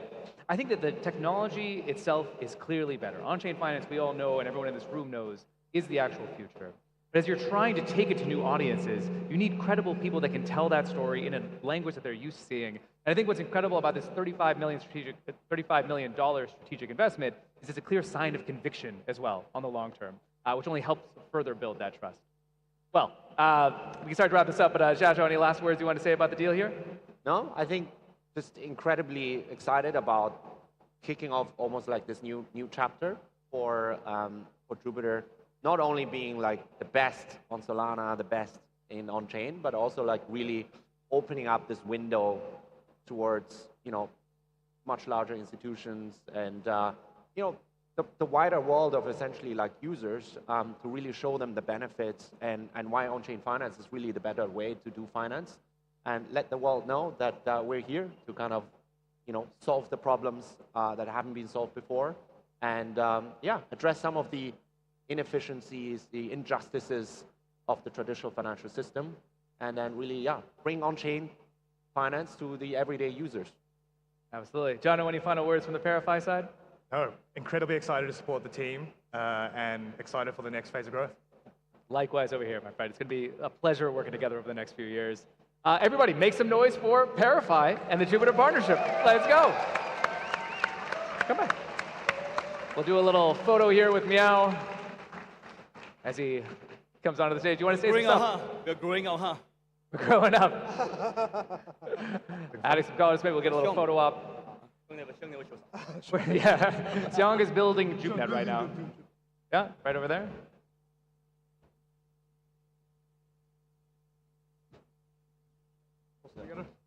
That one part, oh yeah. All right, surely. That is excellent. Let's go. All right. We'll go this way. Awesome. Cool. Oh, man. Wow. Big, huh? Awesome, right? It's very interesting, right? It's like, I was just saying earlier that like we go through many phases, and how are we growing? I mean, it's very interesting, right? Because like how we talk about growing up, right? Right? There's always this phase in life whereby you go to school, you fuck around, you find out, right? And you grow up, right? But honestly, guys, I'm telling you, right? It's like the line between growing up and growing old, right, is very thin, So the question becomes, how do you grow up before growing old? Well, I mean, we'll find out, But I think we have I feel like the one thing that I'll say is this, right? It's like if you look at Cash or Xiao Xiao or me and Xiong, right? And I think one of the most special things with Jupiter, right, is that we are both very, very serious. We take things very seriously. We take UX very seriously, we take foundation very seriously, we take tech very seriously, we take customers very seriously. We take a lot of things very seriously, right? But we also do a lot of like let's just say like exploratory stuff, right? In every single way, whether it's product launches or whether it's like new products, like new systems, like new community initiatives, like new events and new everything. So I feel like and that's the reason why I'm so very happy to have Parify on board, because I think I think they have both been, I think actually I've known Parify for quite a while now, actually, actually starting from I think like about 7 years ago. I think they have already been working in the DeFi space. Yeah, but anyway, they're also like us, they are both very, very serious and also very, very exploratory, So yeah, I mean, I'm just looking forward to it. Awesome. So now I mentioned 2 partners earlier, right?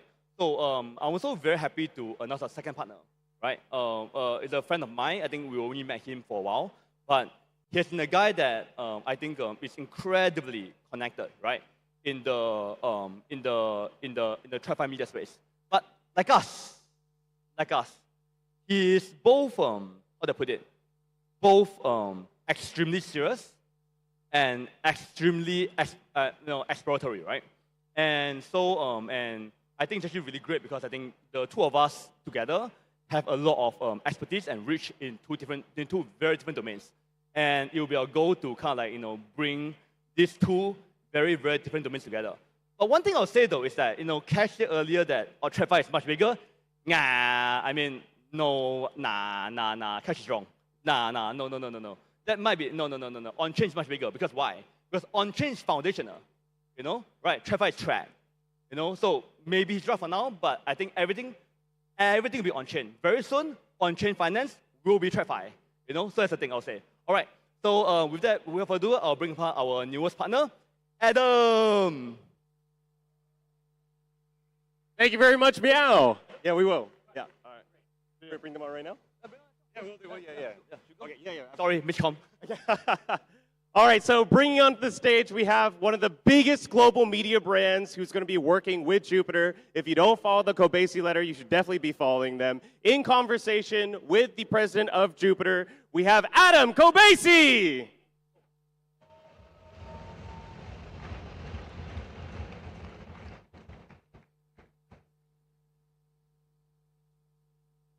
All right.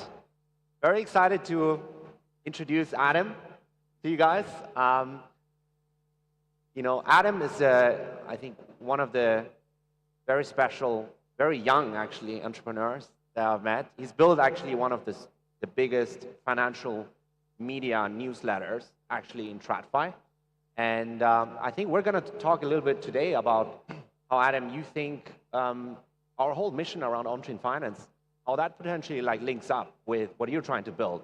And so, yeah, why don't you introduce yourself a little bit to the community? Great to be here in Kuala Lumpur. First time, great city, beautiful country, great people, great food, and most of all, best of all, Jupiter taking over, right? And it's interesting. So I first met Meow, you know, just casually. We were friends. We've been friends for a while, and we never once talked about business, very high-level stuff here and there, but we would just hang out. And eventually he was like, you know, why don't you start looking more at crypto stuff or on-chain stuff? And I'm like, no, I can't. We're TradFi. Everyone will just say, you know, the Kobeissi letter is promoting crypto. It's a scam, this and that. And but the more over the months, the more we kind of talked, the more I realized that on-chain finance is the future of finance, right? Everything will be on-chain with enough time, and it's already happening. So I thought it's a perfect way to kind of bridge that gap, because I have the Kobeissi letter is probably one of the top 5 most followed publications in TradFi. Can you tell the community a little bit more about how you actually build up that, and how much reach do you actually have? Who are your readers typically today? Right. So our audience is very broad, right? So it started as a publication that was really meant to democratize access to institutional grade investment research on the macroeconomy, right? So in the early days of finance, if you didn't work on Wall Street or at a big firm, you didn't really know what was going on. We wanted to take those complex topics, those complex investment thesis and themes that are happening, and bring them to retail, right? But oddly enough, interestingly enough, everybody kind of found value in the Kobeissi letter, from beginning investors to advanced investors, everyone in between, Wall Street, crypto. And I think we are now, now that I really do believe in on-chain finance as the future, we have that audience that's kind of in between the all-out crypto, people that know everything that's going on in crypto, and people that know absolutely nothing that's going on. We have that gray zone in the middle. We have an audience that's very keen to learn more, but I think they just want to be guided through it. So, our business at its core is our investment research, where we're investing in macroeconomic themes, but we branch out into different markets, crypto being one of them. And I think it's on the board, but our work generates over 300 million views a month today. That's crazy. And I really do think this push towards on-chain is something that we're going to start covering more. Obviously, Jupiter's the leader in that space. I don't even think there's anyone close to second place of what Jupiter's doing now. And if you look at really what's happening, it started out as something that was just crypto. On-chain was just a crypto thing. Now it's spreading to financial institutions, to regulation with the U.S. government, global governments, and even the New York Stock Exchange is now embracing tokenization, on-chain assets. And the reality is, on-chain finance is the most efficient form of finance. It's like the end form of finance. It's the cheapest way to transact, the quickest way to transact, the easiest way to transact, and the most global way to transact. So I do think we're moving in that direction, and I'm excited to be a part of that with Jupiter. Yeah, very, very, very interesting. I think we're very aligned on this whole notion and mission of democratizing access to finance. I think you're going at it from a very different angle. You've done that for much longer, over the last decade or so, right? Through sort of education and information. And I think Jupiter is really like just building the product and tech to kind of show people more tangibly, right? How it actually works. I think it's a great sort of synergistic combination of like constantly building new things that simply work better than traditional tools in finance, but then also having like, you know, the ability to kind of tell people about that is to the right audience, through the right channel, in the right tone of voice is extremely important, I think. Right. Adam, can you tell us a little bit more about how you actually started your journey? And you know, you grew up in the US, but you're actually from a Lebanese family. And particularly I wanted to hear sort of, you know, you and Miao actually met in Lebanon as well, and how it was actually after the war, right? So it was essentially a war zone, and people didn't actually have banking access very often, right? Because of a war zone. And so how this whole notion of like, you know, global accessibility and being able through on-chain finance to kind of bank the underbanked and the unbanked in those regions, actually how it actually matters to you as a person. Right. So Miao and I, we met in Lebanon, and it's interesting. So there's a lot of countries around the world where people can't even access their currency. Like they literally can't go to the bank and withdraw their money. Lebanon is one of those places because of you know, the banking system kind of collapsed during the pandemic time and never really recovered. But Miao and I were going around Lebanon, and he would pull out the Jupiter app and just tell random people, hey, scan this QR code. And 10 seconds later, they would have $200 in their Jupiter account if they downloaded the app. And it was like magical because these people were not able to access their money for years. But now in the click of a button or in the scan of QR code, you're able to access your money, right? And that was like my first realization that on-chain finance is really the ultimate democratizing form of finance because no one can stop it, right? Like it's so accessible and no government can come in and say, no, you can't scan this QR code and send me money on chain, right? Self-custody. And with Jupiter Global now also the first ever on-chain QR pay. Love it. Possible. Love it. You know, anywhere in the world. And what's funny too is, so Miao, for the months before you joined Jupiter, he kept calling me, texting me like, hey, we're bringing on this guy, you're gonna love him. He's a perfect guy to bridge Wall Street and on-chain and crypto. I'm like, who is this guy? Who is this guy? And then when he finally told me it was you, and I saw, you know, your background and who you know, now this deal you guys just announced, it's like the perfect bridge, right? And I think the best example is like I showed up a couple days ago wearing a suit, and I showed up to the Jupiter office, and everyone's just wearing like shorts and I don't know, flip-flops and whatever. And you're like, oh, you showed up in your New York suit. I'm like, I'm not wearing a tie. That's pretty casual. But you know, it's great. It's great to see the two worlds combining, and I think a lot of countries in the world will start embracing on-chain finance because the people will demand it. More, not even necessarily governments. The people will demand it when they see the true value. You don't really have to market a product that is valuable, right? And on-chain finance is one of those products, right? Like if you just use it, those people that were scanning that QR code and then they were able to use that money, they don't even need marketing because now they're convinced. They experienced it firsthand. 99.9% of the world has never experienced it firsthand, right? So it's every time that we think this is big, it's still so early. That's the craziest part about it. It's still extremely early. What do you think, by the way, like we just before this announced the Parify partnership and investment, like what do you think of that? Because Jupiter never had any investments before that. It's sort of a historical first.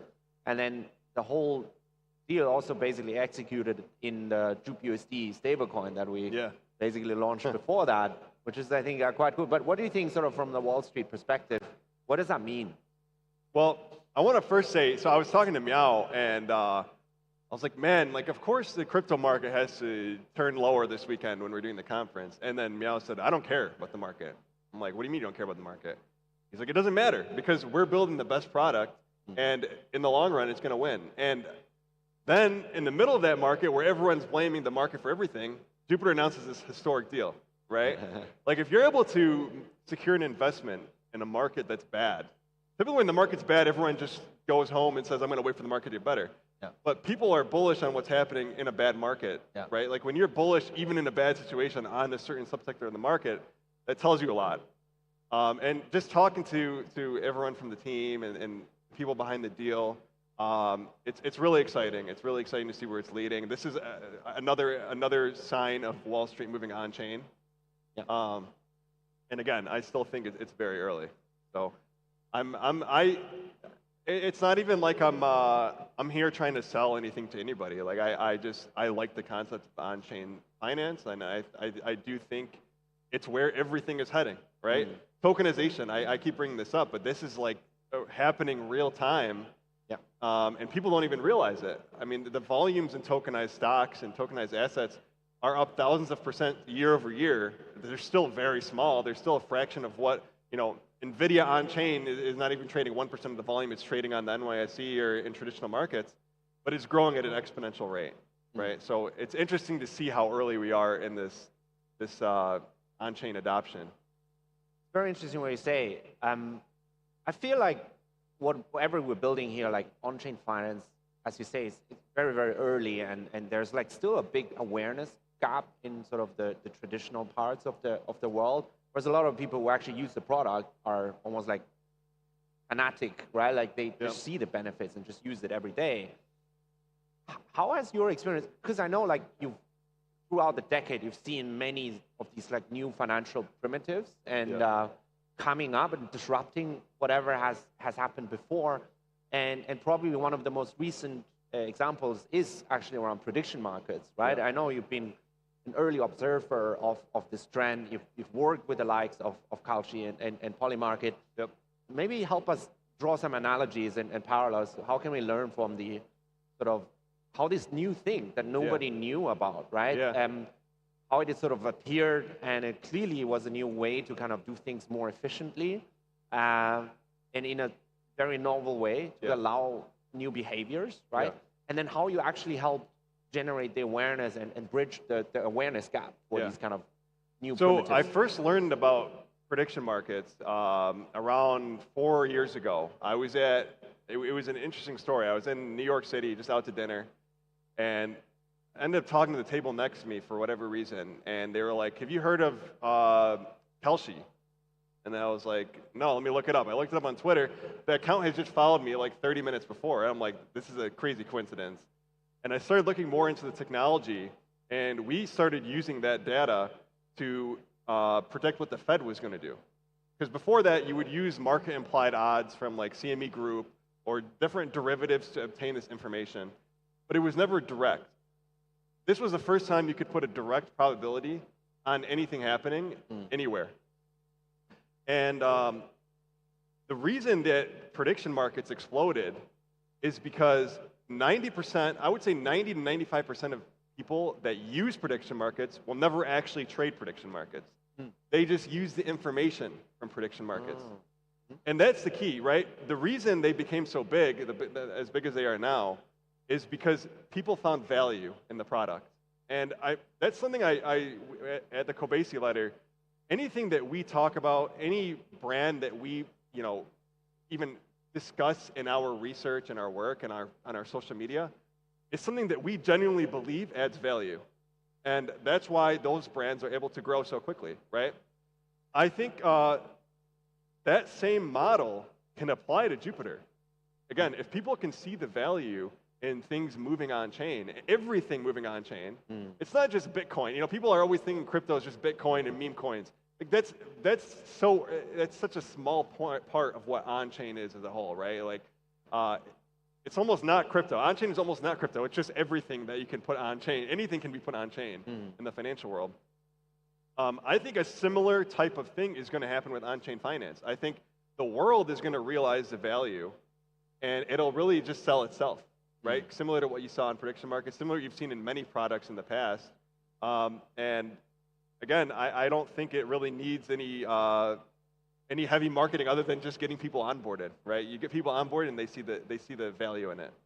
So that prediction market model of the way they exploded seemingly overnight. I mean, these prediction markets are doing over 100 billion in annualized volume each, right? Like, and a year and a half ago, they were basically illegal in the U.S.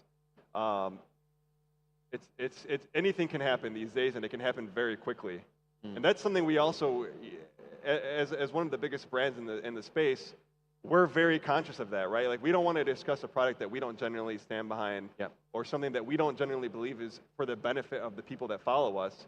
Which is why, you know, when we started the Kobasi ladder, until this day, it was all built on transparency, right? So like our performance for all of our investment research is every single year published in our annual report, indexed against market benchmarks. Any time that we make an investment that wins or loses, it's always published publicly. What else is always public? On-chain, right? So maybe one day we'll have TKL on-chain, right? Like TKL performance on-chain, where you can just follow it in real time. Good I don't idea. know. We'll see where it leads. We tokenize the everything. The Kobasi ladder and put it on. But this is not a meme coin. We're not launching a meme coin, please. If anyone on X, there's no TKL meme coin. Yeah, no, amazing. Adam, anything else you want to sort of tell the Jupyter community? What are you excited about going forward? You know, any parting wisdom? I think I'm just excited to see where we are next year today. Like, last year today was a completely different world than where we are now. And things are only accelerating from here. I think one of the things that we keep saying is, like, just zoom out. Like, everyone wants to zoom into these little things in crypto and markets, all the little day-to-day noise. But when you zoom out, we really are in a major technological revolution.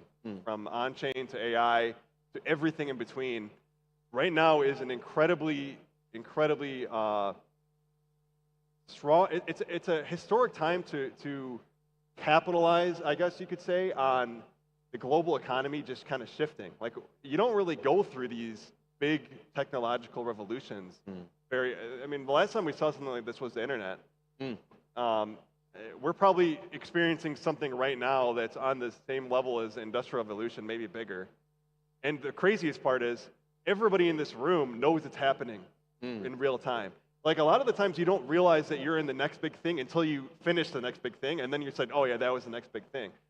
Everybody knows right now that we are in the next big thing. So I think if you just remain open-minded, and if you really embrace change, those who embrace change will be the most successful over the next few years. So it's an exciting time. Embrace the volatility. That's what we always say. Volatility is opportunity, right? Amazing, Adam. Thanks so much. We're really looking forward to kind of bring on-chain finance to the world. Thank you. And thanks for having me. Thanks for coming to KL. Thank you, guys.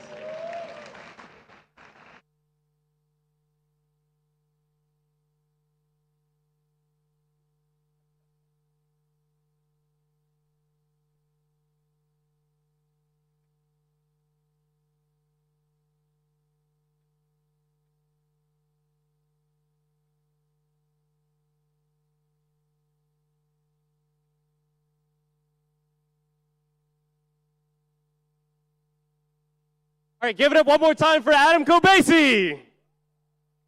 Oh man, it feels good to have him on our side. So this next talk is actually going to be by one of the core acquisitions by Jupyter last year. Who here is familiar with Drip? Oh wow, that's a lot of people. Yeah. Well, this next speaker has been leading the charge over at Drip, and so it is my absolute pleasure to introduce to the stage Tom.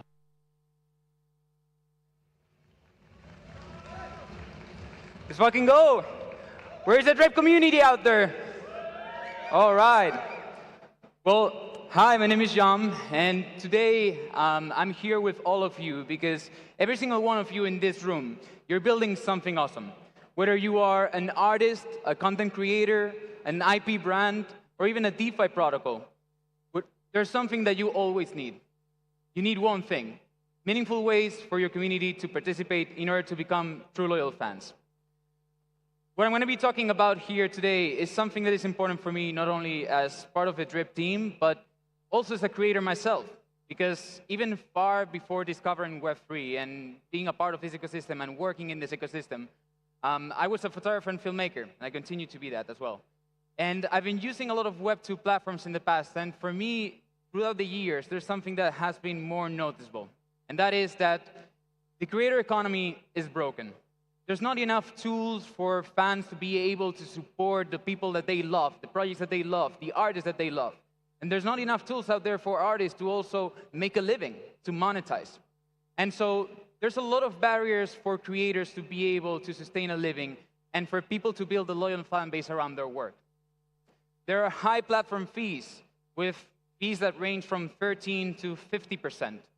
Creators are not able to make even more than the ad revenue that they make in a lot of the platforms. There's also scattered communities. There's a lot of platforms that are fragmented. Creators need to go to one platform to do one thing, to another platform to do another thing, different purposes, and sometimes even different types of audiences, which leads for creators to sometimes, on average, only reach 10% of their actual audience. There's also limited monetization. Platforms control when you're able to start monetizing, how you're able to monetize, and for example, you need to reach in some platforms 4,000 watch hours before you're able to actually monetize. And also the follower count is meaningless most of the times. What does it matter to have 100,000 followers if most of them maybe don't even know you? Maybe they cannot even support you. They cannot invest in you. 1,000 true fans make you earn more than 100,000 passive and inactive followers. And so the creator economy is broken, yes, but there's still a lot of positives out there. There's still a massive potential for the creator economy to continue growing. And so the future is already here. This is why we Drip. And so what is Drip, and how does it solve all of these problems? Drip is the all-in-one platform for creators and communities, a place where creators are not only able to monetize, but they are able to build authentic relationships with their fans. And fans are also able to connect with them straight through Drip. Drip is a social platform, a community building hub, a monetization engine, all in one place. And so on Drip, creators are also able to access our Creator Studio portal, where they're able to not only see how they're monetizing, distribute their drops, but also understand everything about their creative journey and what their audience like. These Drip Creator Studio tools have generated over $2.7 million since the early beginning of Drip. And all of these tools, they're completely free. With our platform fees that are as low as 2.5%, I'm excited to announce, as of today, effective immediately, that all of our platform fees are going to be 1%. The lowest on the internet. The lowest on the internet. There we go. And so on Drip, you have followers. You can see your followers. Not only that, you can also see how those followers are converting into your supporters. Who are the people that have not only clicked the follow button, which is very easy to click, but who are those that have taken the extra step into actually supporting you, investing in you, in wanting to fuel your creative journey? And so that's the entire energy as well at Drip. We have a social layer where you can make posts.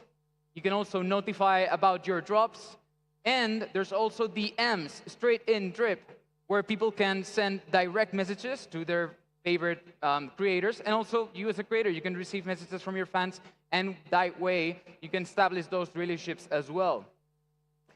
So Drip is also a place where, when you have your channel, you have a community hub, you have your living portfolio. As you can see in this screenshot right here, there's a home tab where people can see all of the posts that you make. There's a collectibles tab where people can see everything that you have distributed on-chain. There's also a store, there's auctions, and there's a leaderboard. All of this is a living ecosystem that you have on Drip. There's also different ways in which creators can monetize. We have a whole way of flexibly monetize your work. We have micro donations, where you can get direct support at any range. If someone wants to send you $1, they can do it. 1 cent, they can do it. They want to send you $1,000, they can also do it. And you as a creator, you're receiving that every 24 hours. There's no limits. There's nothing that is limiting you or holding you back. You earn daily, and you keep 99% of what you earn, as I just mentioned. So how can you monetize on Drip? I just mentioned micro donations, but there's also store. You can list physicals, you can list artworks, you can list content. There's the leaderboard, where you can gamify your drops, and you can make it fun for people to collect your work. And there's also auctions. where you can also run high bidding live auctions for your collectors.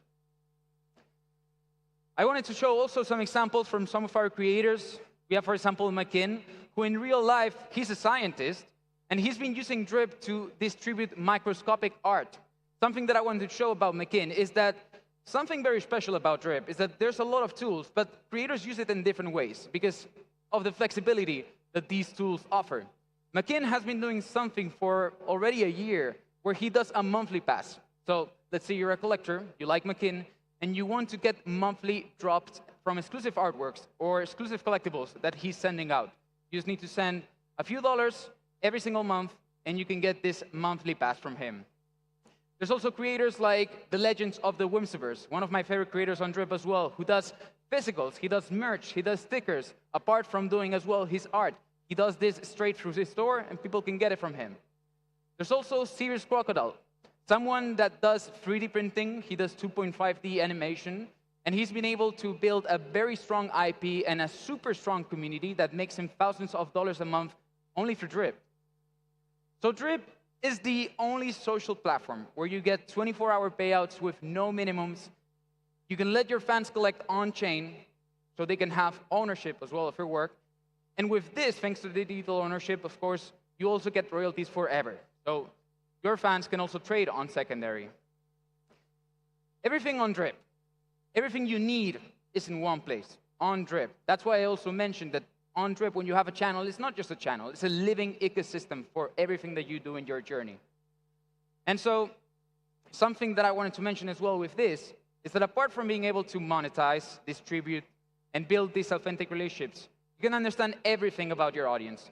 You can track the activity of what are your collectors and your fans enjoying the most about you. You can understand your audience and see how you can actually continue to grow these relationships with them so that they are with you in your journey all the time. On Drip, you can also collaborate as a team. You can have different members. Let's say you are a project that you want to start distributing on Drip and you want to have different members. You can also add them to make use of the Creator Studio tools. You can send physicals on Drip as well, as I was saying, like Whimsiverse that has been doing physicals. And you can let your audience know when the order has also been fulfilled.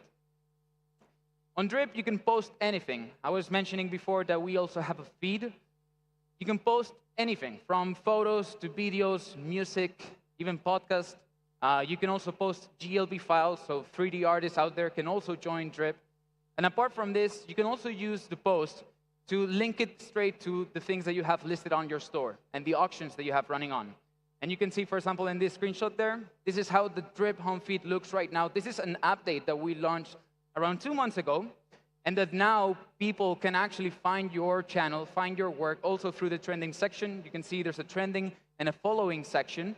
So if I follow a channel, I can always see it there, but I can also discover new creators. And when you make a post, you can link them straight so that they go to your channel. We also have a new tool that we launched recently, and this is something very, very important as well for us, because this is something that platforms hide from creators, which is, where do you rank in the algorithm of discoverability? And that is all connected to the level of engagement that you're getting, the level of drops and activity that you also have. And so I wanted to also mention some examples of not only artists, but also projects. As I said, Drip is for anyone that is creating and wants to build a loyal fan base around their work. We've had a bunch of projects that have been using Drip. One of them, Perena, which I'm sure a lot of you guys know here. Perena has been doing this very cute perennial NFTs. They did 20 101s that were being sent out to long-term supporters. And in this way, they're able to identify their supporters and also reward them. We also have Hedgecoin, who's a meme coin that has been using Drip already for a while to be able to tell the story behind the coin. And also, they use their collectibles as a way to send rewards in their Hedge token to all of the holders.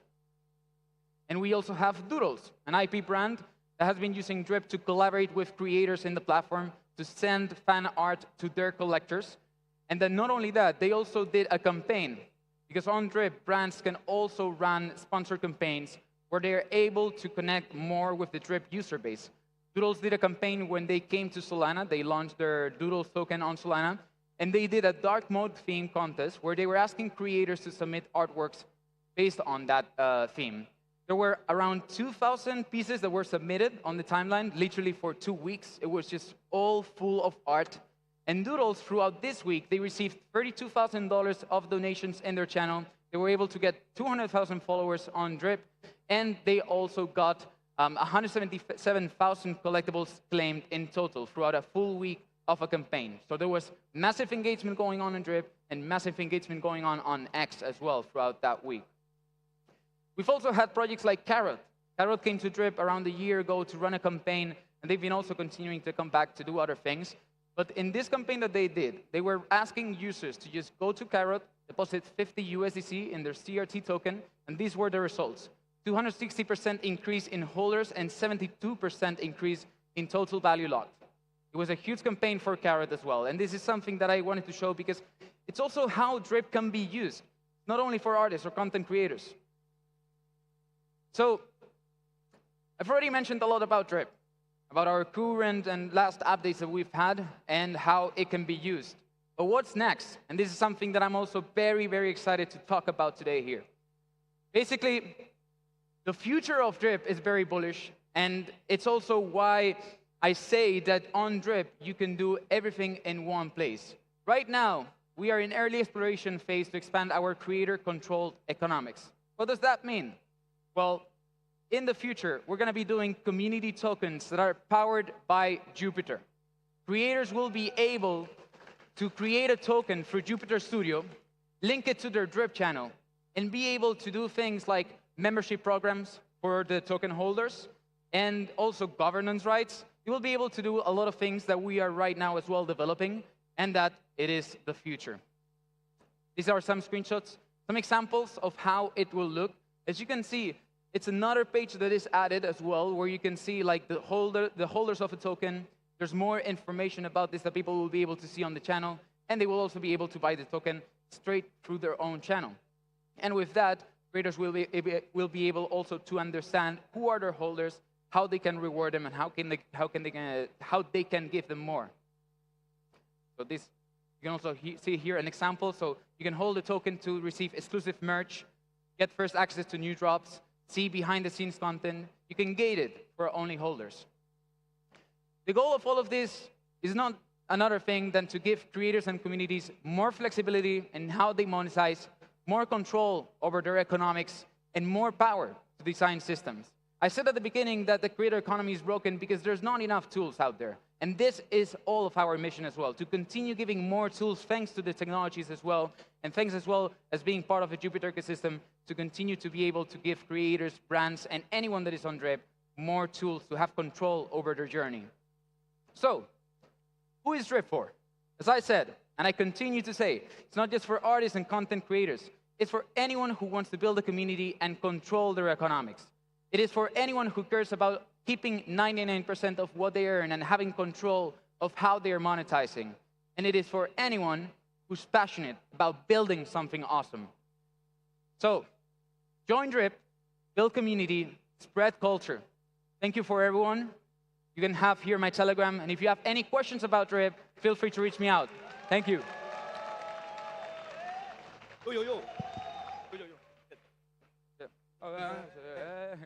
So I want to say a quick thing with Drip and stuff. And Drip has some of the OGs of like community building, right? Would you say so? Yeah, I mean, that's been like our focus for the past years. It's been always about creative energy and community building. Actually, it's so interesting because like, we have seen this like really big like coin push, right? Over the last I think 2 years. Yeah. Right. Yeah. And I mean, I think but we haven't really seen that many communities form, right? Have we? Not that much, but there's been a lot of also even like projects that have come to Drip. They've been able to form like a small group of people that are always there with them.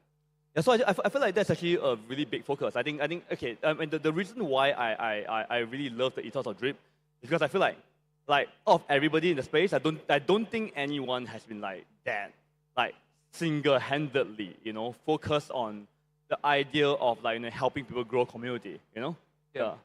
Yeah, and I think that's also very needed, especially with the future of how the creator economy is going to look as well. So what drives the team? Like, what made you guys so focused on community? I mean, we believe that everything in the current world that we live in, everything is about community. We're seeing a lot of projects out there that are being built thanks to the people that are actually fueling it and supporting it. And that is the whole focus about it, being able to let creators have control over how they can build community with that. Yeah, I think, and to be very clear though, they are fucking early. Right? Very early. Very, very early. I think very, very early. I don't bullshit here. They are very early. But I think also the way I think about products and platforms, right, is very much in like directionality. I'm saying like what direction are we going, right? So I feel like I'm very excited for the next version of Drip. You know, I've been talking to the Drip guys a lot about kind of what the next phase might look like. I mean, but I think one thing that gives me a lot of like happiness and conviction is that I feel like, again, what I said earlier, right? Like there's no team out there that is like as focused on like community and the idea of like building tools that empower them, right? And also I think you know, going into the token community is going to be pretty interesting too, right? I'm very excited about that. I think this year is going to be a big one with that. Again, they are fucking early, okay? Right? You know, right? Like lots of things to change, lots of stuff being updated. But I love the direction, I love the roadmap, I love the ethos. That's what we can do. Let's go. Yeah. Let's go. Let's go. Hey, Meow, if I can get you to stay on for just a second. Yeah, so give it up for John one more time, everybody. Okay, so we're going to go for a very, very quick lunch break. It's going to be 1 hour. But before we go, afterwards, we're going to have the unconference. And the unconference, Meow, right? It's the best way to crowdsource community knowledge. I love it. You know? I love unconference. Yeah, I love it. Yeah, and you're going to be kicking us off, right? Yeah, I'll be doing one. Yeah. Yeah, exactly. So be here in exactly 1 hour at the unconference. We'll see you there. Thanks, everybody. Let's go. See you guys. Bye-bye.